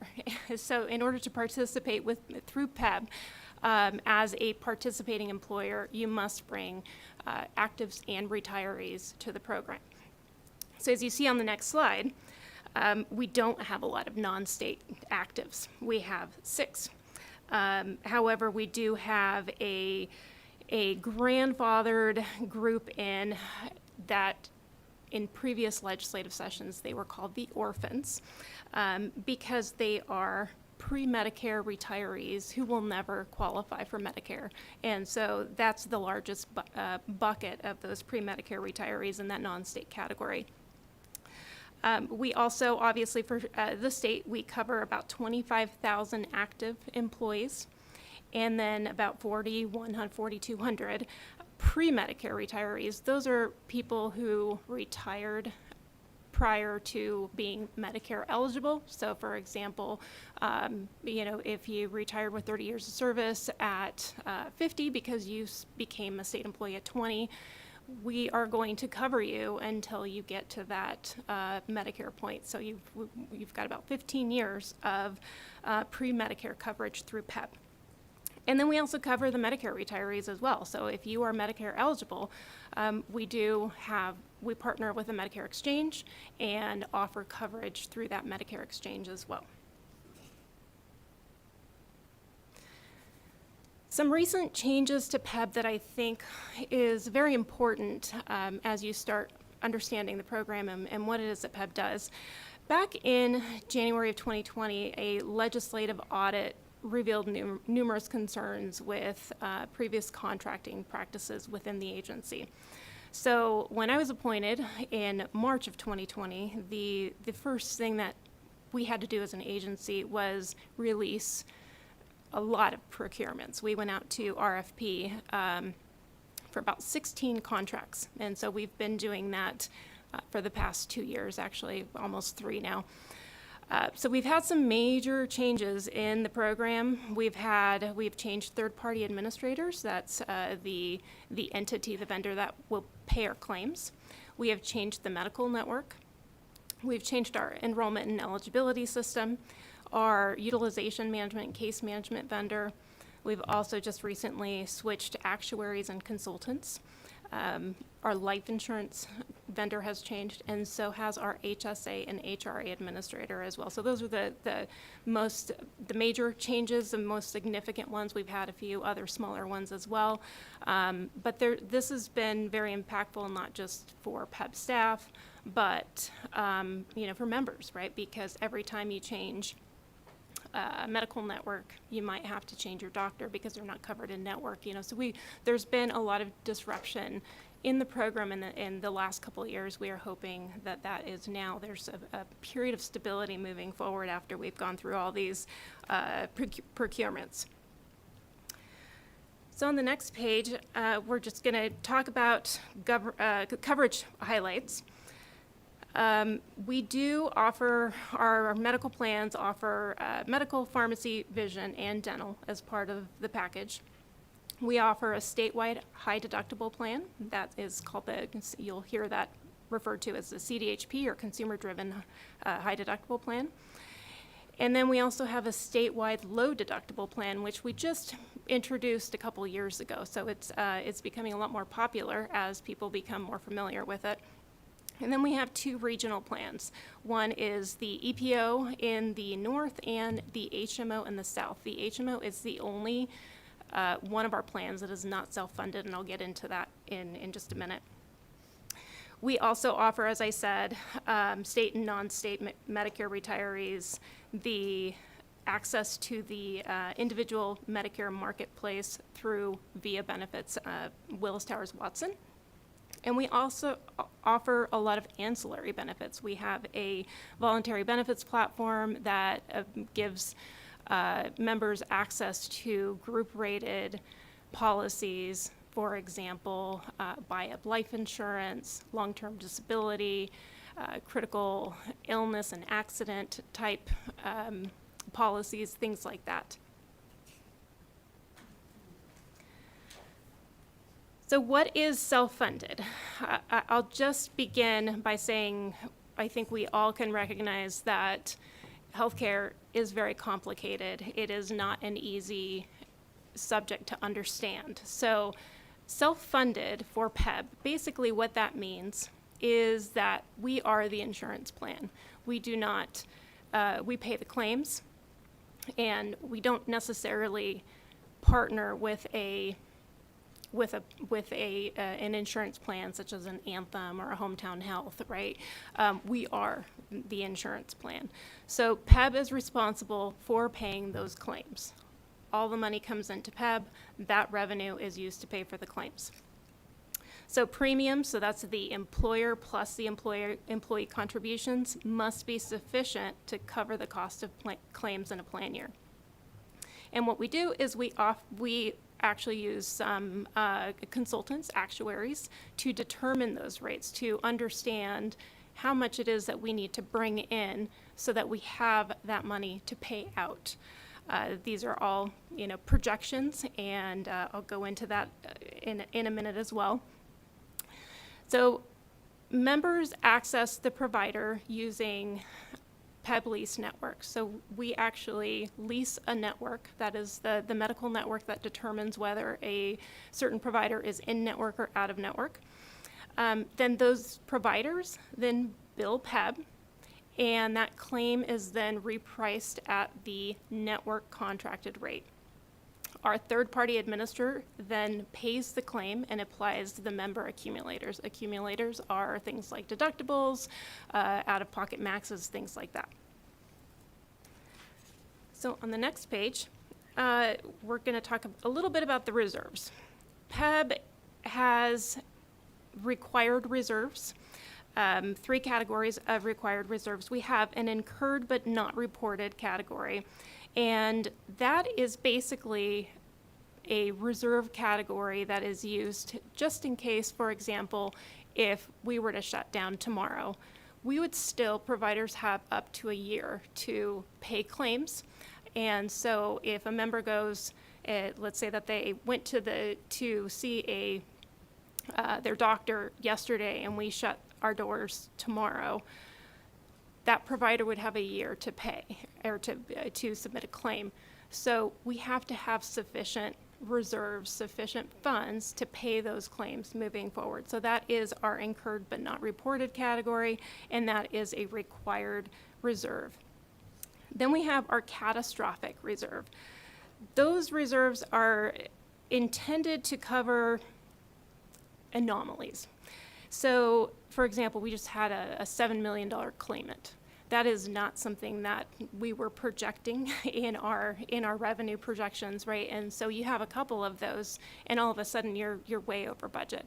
And so you have to have a reserve category to cover those types of anomalies. We're a $1.2 billion budget, and so there is those projections are not always 100% on target, right? It's difficult sometimes to understand, especially through COVID and the volatility of inflation, things like that. You're not always on target. And so if those catastrophic reserves are for when you come short. Then there's the HRA, that's the health reimbursement account. These reserves are used to cover the HRA balances, and so the HRA is something that we provide to Medicare retirees to help offset those expenses of their Medicare plan premiums. Medicare retirees they qualify for a certain amount depending on their years of service. So we have to ensure that we have sufficient reserves to pay those claims. So when they have an eligible expense and they submit that eligible expense for reimbursement, that there's sufficient funds to cover those expenses. Then the last category is excess. That is really anything outside of the norm, right? That's what's left over if we came under our projections. Again, with a $1.2 billion program, you're going to be off several $million. It's reasonable to be off several $million one way or the other. So we like to be off the other direction where we have excess versus having to dip into catastrophic. Some years we have more excess than others. But it is reasonable to come within several $1 million and have some excess in our reserve category. So how are rates set? And I think this is important because as members of the legislature, there's decisions that can be made by legislators that do affect this process, especially during a legislative session year, and you'll hear me talk a little bit more about this at Ways and Means next week. So The first step is our actuaries develop trend projections for the next 2 years. So we're doing this back in August, actually before that, July, in order to build a budget. So what they do is they look at what is happening within our program and in our PEBS claims experience. Our members, how often are they accessing services? What is our average age? What is, the health factors? There's a lot of factors that the actuaries use. And then they also take a look at national healthcare trends as well. So we work with the actuaries to submit a budget using a suggested trend. And when I say trend, that is how much is healthcare going to cost, how much more is healthcare going to cost next year versus this year. So we submit that budget using suggested trend to adhere to the executive branch budget requirements. So then there's the governor's recommended budget. The governor's recommended budget includes the state subsidy amounts and any program enhancements. So the state subsidy amounts is what the state is willing to pay per employee per month. Those subsidy levels are approved by the legislature in our budget for the biennium. So then there's rate setting. In March of each year, so next month, our PEB board will get together and we will be proposing rates to the PEB board. Staff will be proposing rates to the PEB board, and then those rates will be determined based on, again, it's the overall cost of the plan, how much minus how much that subsidy is, and that equals the employee premiums. We do receive the majority of our revenue through the employer subsidy, so the state is really picking up most of the cost of healthcare. The employee premiums are a small percentage. Depending on tier, it can be about 10%. Because the employer subsidy is approved through the budget process, it cannot be changed in that second year. So whatever that employer subsidy is what we are stuck with. So if for some reason in that second year, healthcare turns out to be a lot more expensive than what we had set in our budget as trend, that additional cost is borne on the employee entirely. And so we try to be very careful on how we project costs in that second year because of that. If increases are necessary because of the projected healthcare inflation, that's the only mechanism is to increase employee premiums. We do have that catastrophic bucket as well. That gets complicated, but there is an option to dip into catastrophic to reduce those employee premiums in that second year. Upcoming plan changes for plan year 24. I'm excited about some of these. The first one is a $300 contribution for all state active members on any of our plans. This HRA it's HRA or HSA.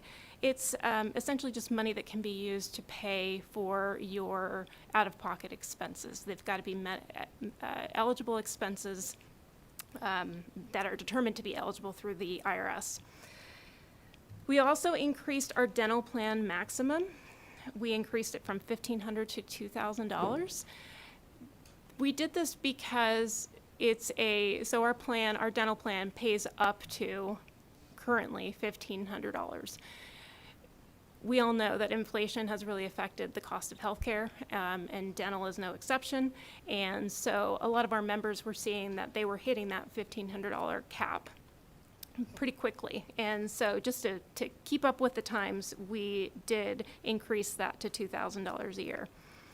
We also expanded a travel benefit. So that benefit is for members who require a medically necessary abortion while living or traveling in a state that does not allow such services. We actually pay for the travel for them to be able to receive services elsewhere.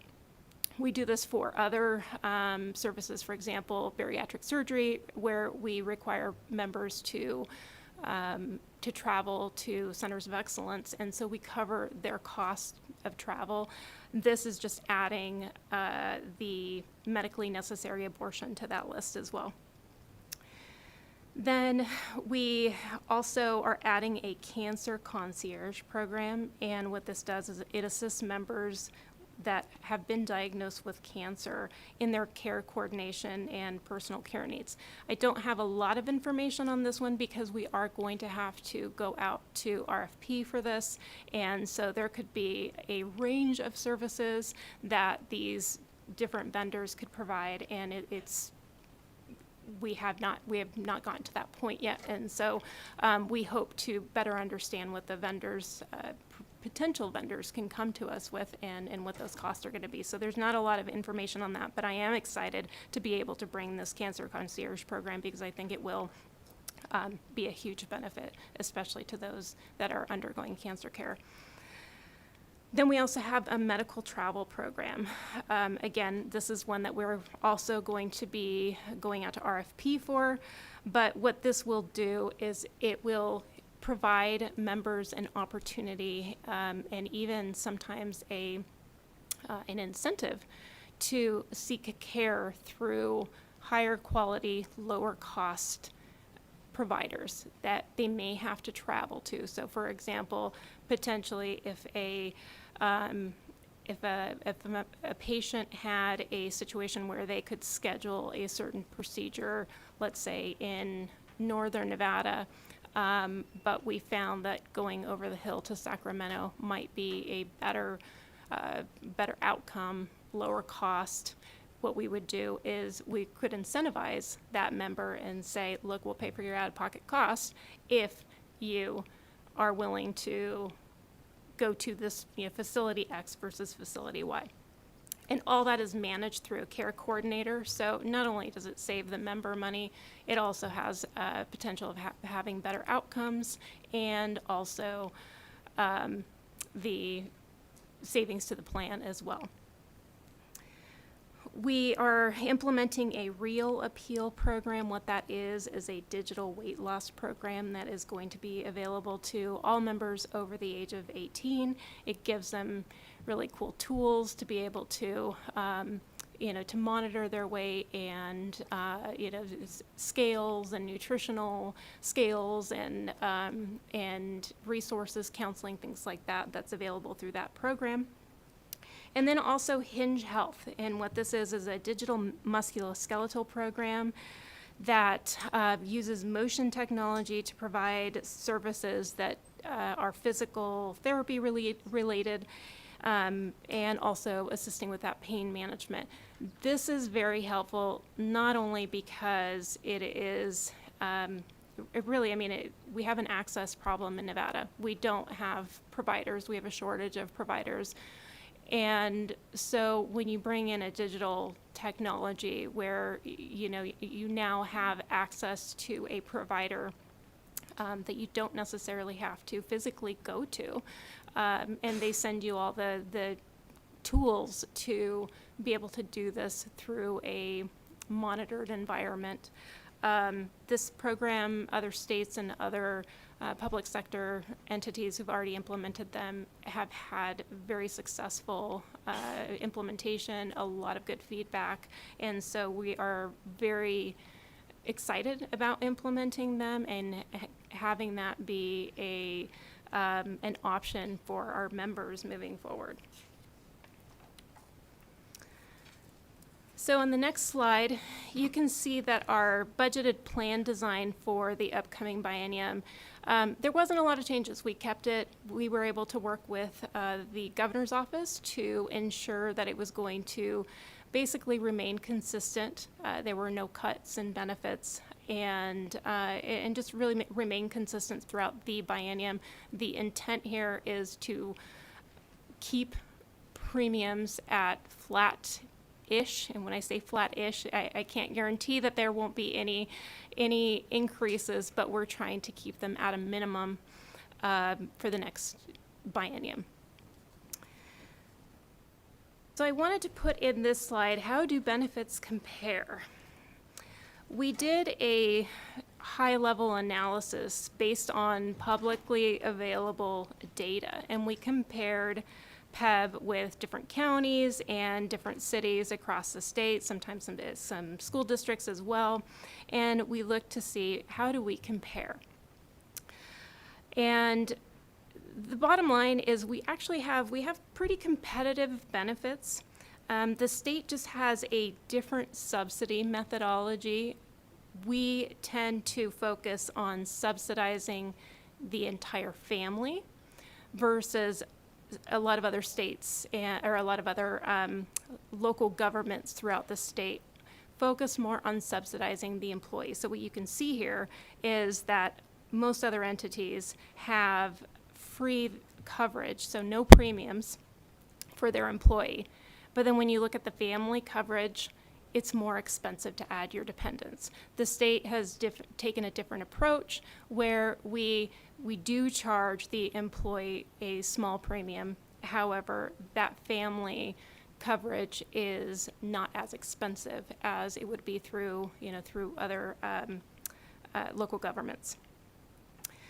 The difference here you will hear, and you probably have heard from state employees, is that our benefits are expensive, or that they're not as competitive as other public sector entities. I think the difference here lies in the wages. When you compare us on paper here, PEB, to other local governments, it looks like we're pretty in line. The difference is that those local governments have higher wages than what state employees usually get. And so the relationship between our premiums and our wages are probably higher than the local governments. And on the last slide here, I wanted to provide the results of a 2022 employee wage and benefits survey. This is something that was done collaboratively through the last administration, and it was done through the PEB and the Division of Human Resource Management, as well as the Governor's Office. So I do have permission to share this. This has been shared publicly before. But I wanted to highlight a couple of the questions or the responses that we got from about 7,400 responses from employees that provided their input to the survey. So the first question, or question 3 on the survey actually, was please rate the following employee benefits you find most important from an employee perspective, most important to least important. So the ones that rated the highest were higher wages and lower health insurance benefits, or premiums, sorry. Those two rated the highest, and then employer matched 401k contributions and more robust health benefits were right after that. Then we also included a PEB specific question. That was, as a state employee, please rate the following potential improvements to PEB. And again, you see that lower health insurance premiums rated number 1, and lower deductibles, so those are out-of-pocket costs, and lower out-of-pocket maximums. They were all those first dollars, right? That was what employees found most important in that survey. Again, this is probably very related to salaries, and because if you look on that last slide, our deductibles and our out-of-pocket maximums are actually pretty competitive. So with that, I am happy to take any questions. It was a very high-level overview, and I know that this was a lot of information, so I'm happy to take any questions that the committee may have. Thank you, Ms. Rich, and welcome back to our committee. I don't think I had the opportunity to meet you in person last legislative session. It was all virtual, so it's great to have you here in our committee space. At this time, I'll go ahead and open it for questions from the committee. Okay, I'll go ahead and start with Assemblyman Max Carter, and then I'll go to Assemblywoman Thomas, correct? Thank you. Thank you, Madam Chair. As a trustee, a long-term trustee on a Taft-Hartley health plan, and listening to constituents and experiencing the ups and downs through the dot-com burst, through the Great Recession, through the pandemic, I personally had to work on changing policies in order to smooth out the pain of losing benefits and then having to claw those back. What policies would PEBP, need to implement to keep benefits steady over the biennium and the long term? Laura Rich for the record. So we have actually taken a few approaches in the last few years, especially with COVID and the volatility of not knowing what we were going to experience. In the end, we ended up actually seeing a cost savings because the COVID costs to the program were actually lower than the deferral of care, right? And so people were not getting their surgeries, or they weren't seeing their doctors, especially during COVID. And so the plan actually had a savings overall. And so what we did was instead of taking that and restoring benefits for 1 year, we spread out that cost over a 3-year period. And so that we were able to restore those benefits that were cut in 2020 as a result of COVID, actually 2021. And so what we did was the board took the overall amount of what we thought. Now again, it's hard to project the cost of healthcare, especially over 3 years. Things change, and since then inflation has really taken off, and so there's been some consequences to that. But we spread out the cost over 3 years, so we were able to restore those benefits for the current year that we are in, the plan year that we're in, as well as the biennium that is coming up. And so by taking that approach, you're not going, the ups and downs of benefit coverage.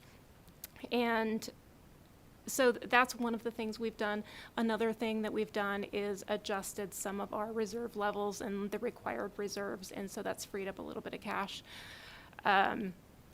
It is difficult to, especially when you are dealing with when the employer subsidy, the state subsidy, is really what drives most of this, because it's what covers most of the cost. And so if that subsidy is either not sufficient, or trend is higher than what was projected, we can find ourselves in a predicament to where we don't have the ability to go back to the legislature to change this in year 2. And so it does have an effect on our budget. But we do everything in our power to make sure that we can keep those benefits steady. And I know that the PEB board is very cognizant of the fact that people are confused and they don't want the ups and downs in benefits, and they just want to keep things steady. And so we are doing everything possible to continue that stability through the biennium. Madam Chair, a brief follow-up? Yes, go ahead, Mr. Yes. So that leads into, what is the makeup of the board? I know you said it was it's appointed by the governor, but is there a mandated makeup of the board, and is there employee participation on the board and retiree participation? Laura Rich for the record, yes, there is. There is actually 2 employee representatives, 2 retiree representatives. We also have a representative, 2 from the university system, 1 from the north, 1 from the south. And then the remainder are subject matter experts.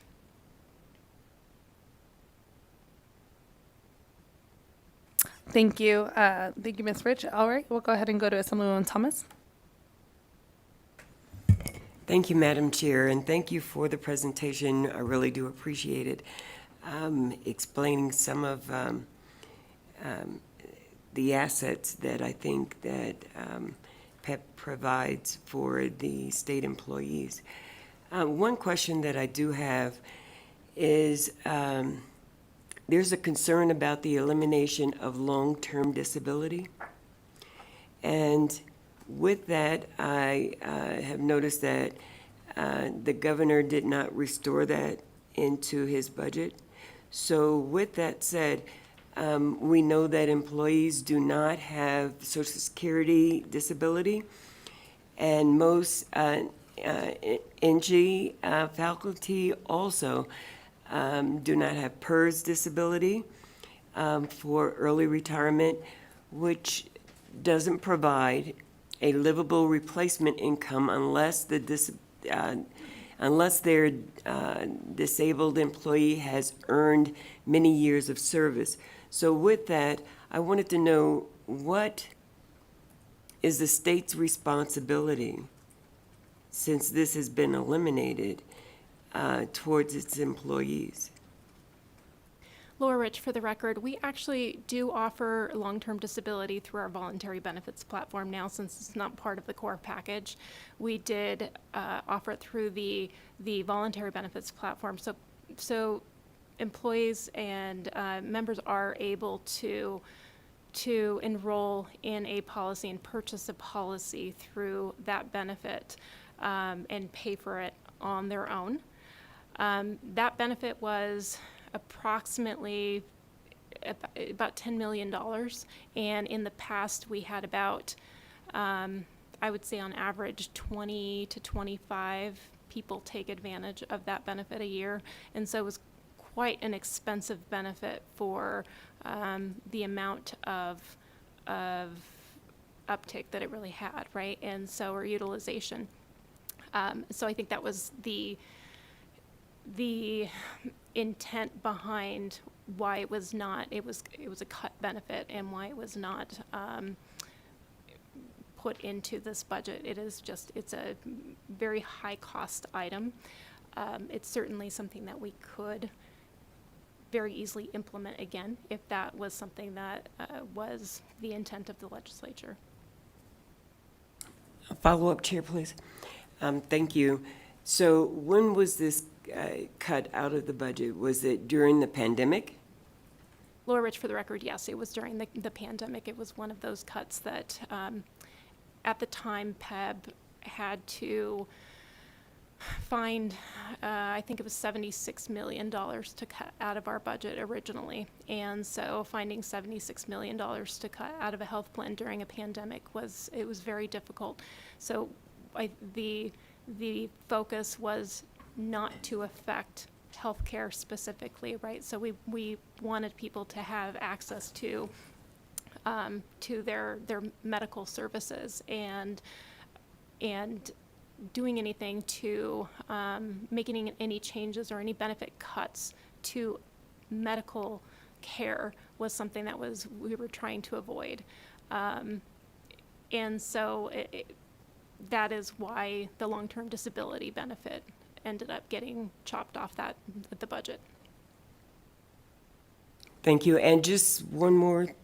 So you are willing to perhaps re-implement this back into your budget? Because I don't know, have you taken a survey of the state employees to see whether or not this would be something that would be beneficial to them as it was in the past? Laura Rich, for the record, so if you take a look at the survey, actually we did include long-term disability, and it rated second to last in what employees were interested in. Okay, thank you. Thank you. Thank you, Assemblywoman Thomas. And I'm just going to take a point of personal privilege to kind of take a look at this survey a little bit more. So can you tell me how many participants of PEP you have? Yes, Laura Rich, for the record, if you want to go back to slide 3. We have 44,000 primary members. those are the employees themselves. And then we have 25,000 dependents. So those are spouses, children, so a total of about 69,000 lives. So I just want to make it clear for committee members that only about 7,500 individuals responded to the survey. So there's still like a lot of a lot of other things. And what I'm looking at is like when people are looking at where do we want this investment? Yes, we want higher wages and stuff. It doesn't mean that they don't want long-term disability. Just to make it clear for committee members that when we're looking at this information, we're understanding the survey correctly. It just means that might not be their main priority. But then obviously when you need long-term disability, it does become a priority, right? Because once you need it, that might be something that you want considered. So it's definitely something I think worth taking a look at. And have employees expressed that a desire for us to have long-term disability? Has that been a discussion of the PEP board? Laura Rich, for the record, yes, that has been a discussion at the PEP board, and specifically the system of higher education employees have expressed a lot of interest in implementing or reinstating the long-term disability benefit. And I just want to add that the long-term disability benefit, along with a reduced life insurance benefit, were the two benefits that were not restored in the board decision to restore benefits last year, and then also in the governor's recommended budget as well. Thank you. I appreciate that. I'll go next to Assemblywoman Taylor, and I think I have Assemblyman Nguyen after that. Thank you, Chair. And thank you for the presentation. Very informative, so I appreciate that. As a former state employee who's retired, this is obviously personal for me, so the information is great. A question, you talked about the audit that was done back in 2020 and talked about some of the major changes that occurred as a result of that. One of the things I'm wondering is what other changes because these are administrative, and I don't know if it was simply administrative audit or what other things perhaps findings came out of that audit in terms of coverage or savings or anything like that are just high-level points that have more to do with service to the employees or retirees, dependents. Laura Rich, for the record, so that audit really focused on our contracting and IT practices. So a lot of it was really, in the past, the prior executive officers had a practice of potentially extending contracts beyond what was the norm. And as you can see, we don't like to, there's a lot of disruption when vendors change, right? If we change a medical network, there's going to be people that have to change their doctors. People don't like that, right? And so you try to maintain the stability as much as you can. But the audit really just focused on the fact that a lot of these contracts had been extended for much too long, and so we ended up having to go out to RFP, and thankfully now we do have all of those contracts are set up in a way to where not everything is ending. Not that the 16 vendors are not going to come up for renewal at the same time. They are now scattered. So that is helpful not just to PEB staff, because I will tell you 16 RFPs in 2 years with 34 staff, really it's a lot less than that because we have a 30% vacancy rate.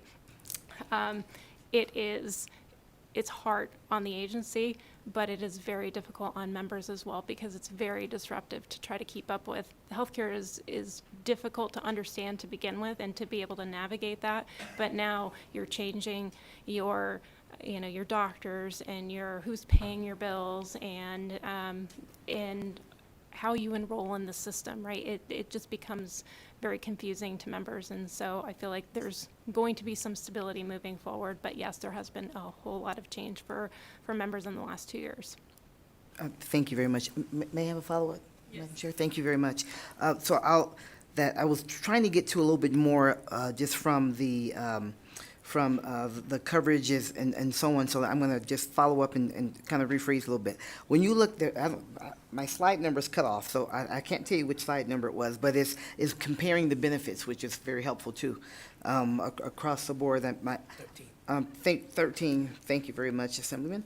I'm wondering, as I look at this, I'm wondering how you decided which governmental agencies to include, because it seems, I'm from Washoe County, and Washoe County is here, but the city of Reno isn't here, the Washoe County School District isn't here, and so I want to get, I don't know if that information is available. I'd like to have something that's a little more complete, because I feel like I don't have the whole picture here, or I'm wondering what, and in that, how were these selected as opposed to others left off? Laura Rich for the record. So really it was due to what was publicly available, really. We had staff pull the data, and what was publicly available, a lot of local governments will post their information online, and so it's easy to access versus others don't have them available. And so this was something that was presented to our PEB board to show just to get an idea of what other local governments, whether it is a city, whether it's a county, whether it's a school district, and what they're offering. And if I could interject, Assemblyman Thomas, if there are specific local governments that you would like them compared to, if you could just say it for the record, and then we can go ahead and reach out as a committee to get that information, and we can share it with Ms. Rich so that we can create that comparison for yourself. Thank you, Madam Chair. I would love to have those, as mentioned, the Washoe County School District. I'm noticing was missing the city of Reno, and I would also like to have the city of Henderson, some of the larger municipalities that I noticed. Thank you very much. Thank you, Madam Chair. Thank you. We have some phenomenal staff at LCB, and they can make magic happen. Is there any other questions remaining on this committee? Oh, Assemblyman Nguyen. Thank you, Madam Chair. So I think, again, thank you for the presentation, and Ms. Rich, I think I want to applaud the health changes that you're making in 2024. I know there's a lot of decision that go into adding more services when you have limited budgets, right? So I understand the constraint. And I also want to recognize the effort of doing surveys. Surveys are just very needed, and we need to do them often just to know what our members are thinking, especially for a group like this public employee groups that you are serving. And I do recognize that there are a shortage of providers. You know, in terms of this post-pandemic time that we're in, we're the shortage of a lot of things, right? And providers, one of them. But I'm curious, because I did not see on your slides that there were any kind of focus on it, even though it was part of the survey answer on access to mental health. I know that the response rate was still in the smaller response, but I think it's still one of the significant response. Obviously, we don't want the entire survey to have that large respondent who said they need better mental health services, but just kind of wanting to look at your thinking and your strategy of existing mental health services, and if there are plans to expand that. Laura Rich, for the record, that is a great question, and it is something that you'll hear me speak about quite often. Mental health is, there's definitely a shortage in the state, in the rural specifically, but in the north as well. The plan has had a lot of discussions with not just our network, but also with providers. I will tell you that when we switched networks on July 1st, I had two providers, major providers, call me from northern Nevada, and they said, Laura, we have 100 of your members as patients, and we are not in network. What would you like us to do? And so the first thing I did is I called my network and said, I need you guys to contract regardless. I need you to figure out a way to contract. What that does really is the network doesn't have the power at that point, right? You know, it's supply and demand. You're going to pay more.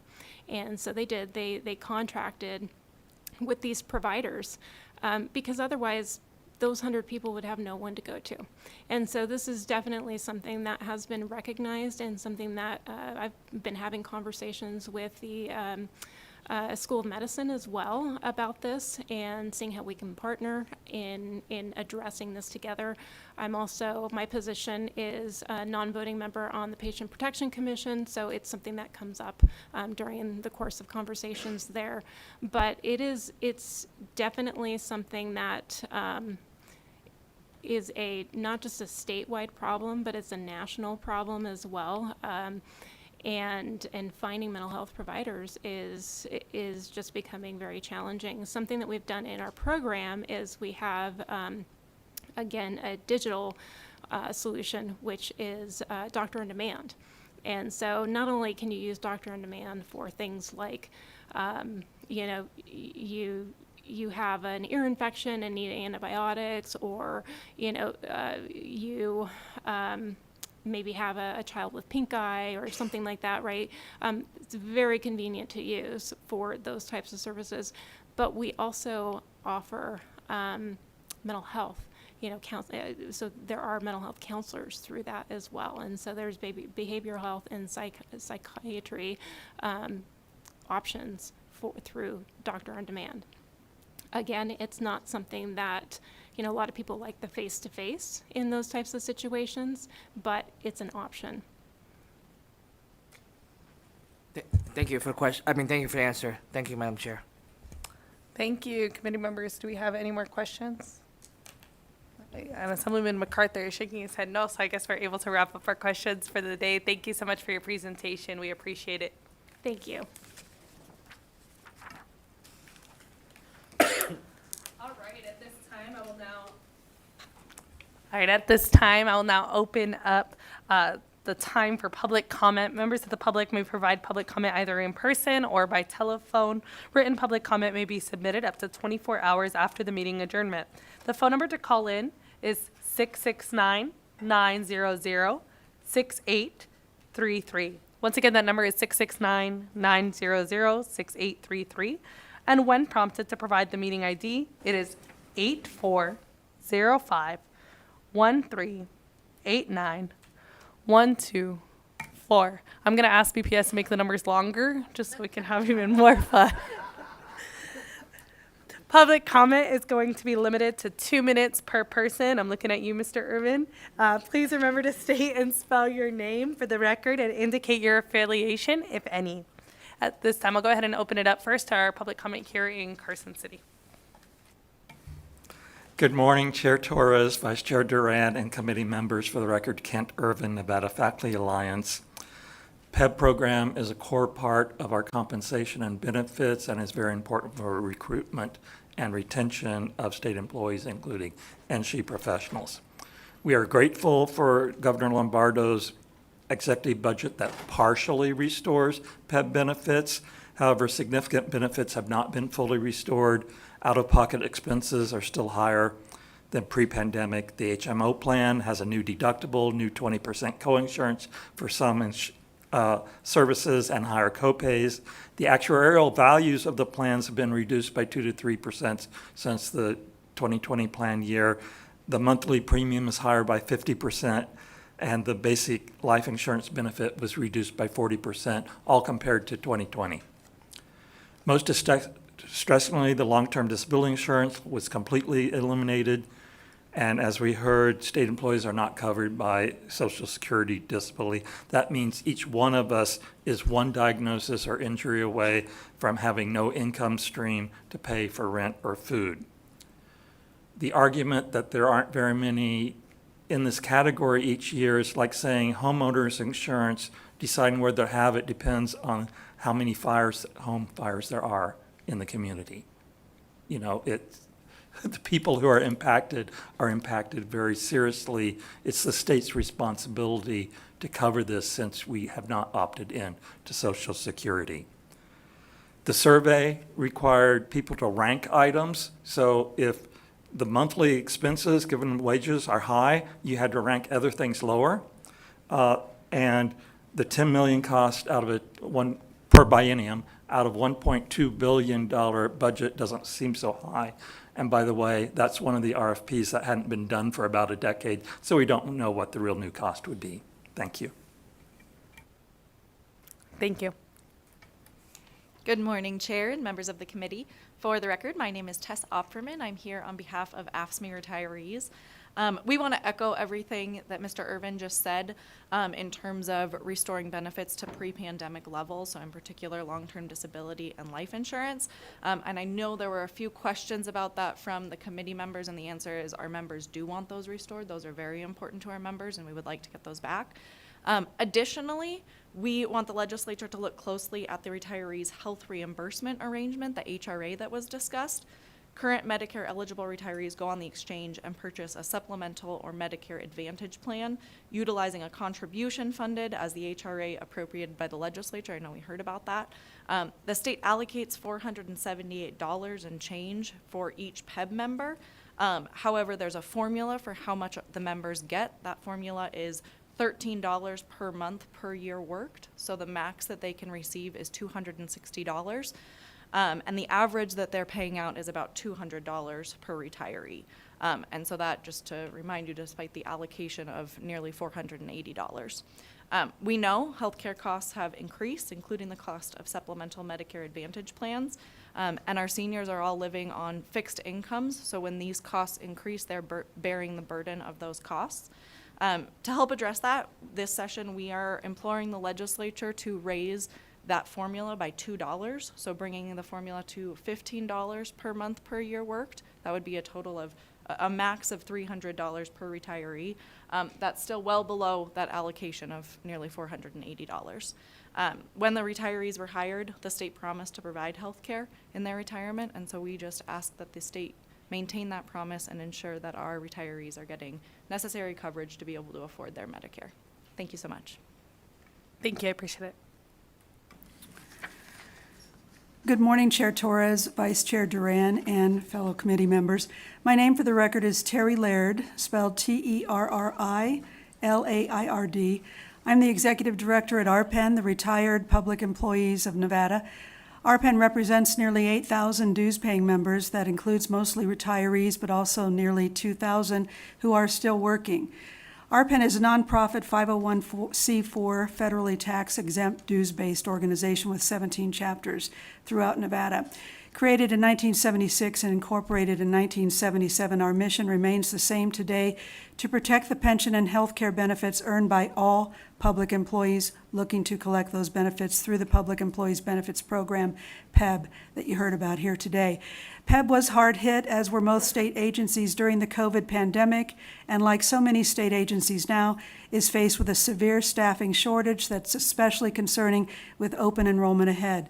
Additionally, the rising cost of healthcare premiums being imposed upon state employees in PEB to cover escalating healthcare costs nationwide is something our members are also concerned about. During former Governor Sisolak's term in office, he ordered all state agencies to make cuts during the last legislative session to balance the budget that was severely impacted when Nevada casino resorts were closed for 3 months due to the pandemic. But once those resorts opened, and since then through to current times, casinos, as you've read, have taken in record profits of around $1 billion or more per month.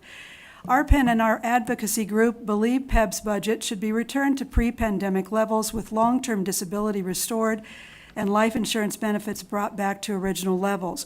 We'd also like to see any remaining American Rescue Plan Act funds used to help lower monthly premiums. And we also agree with AFSCME retirees' proposal to raise health reimbursement arrangement contributions from $13 per month per year of service to $15 per month.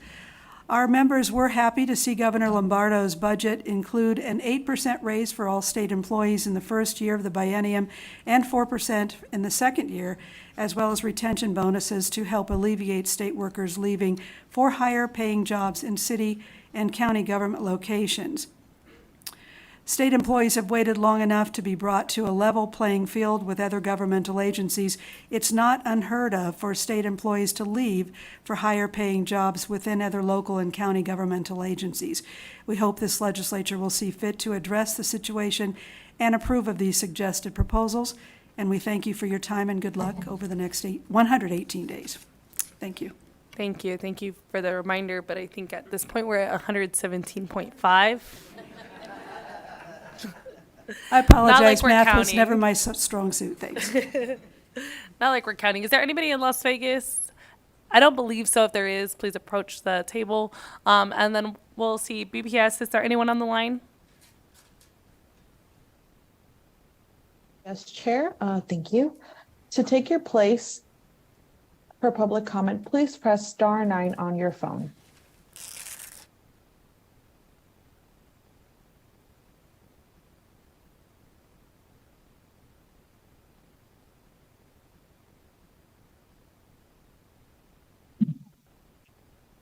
Doug Unger, D-O-U-G-U-N-G-E-R, President, UNLV Chapter, Nevada Faculty Alliance and Government Affairs Representative, and a member of the UNLV Employee Benefits Advisory Committee.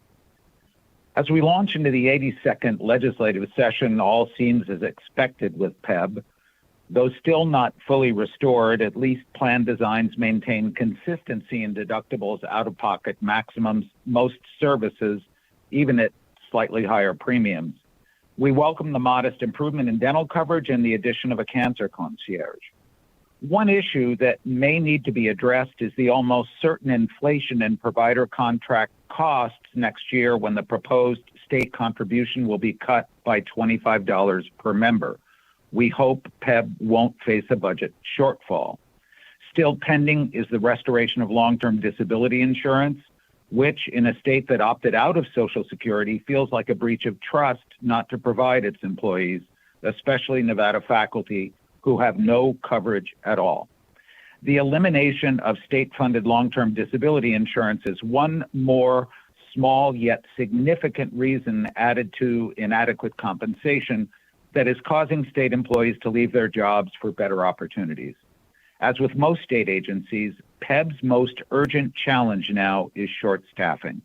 The governor's recommended 8% and 4% COLA over the biennium is at best a half measure, only 6% and less than 4% after PERS deductions. COLA will need to be significantly higher to fix understaffing issues. As well, the governor's mandate to work in person in state offices will drive yet more employees away. In the post-pandemic 21st century, remote work is a reality, proven to be equally, if not more productive. Remote work can be attractive to retain state employees. We hope the governor will be more flexible about this mandate so as to optimize the hiring and retention of urgently needed state workers. Thank you for your service, and I'm looking forward to meeting you at all at a future meeting. Thank you, Mr. Unger. Is there anybody else on the line, BPS? Yes, Chair. If you'd like to take your place for public comment, please press star 9 on your phone to take your place in the queue. Again, if you wish to take your place for public comment, please press star 9.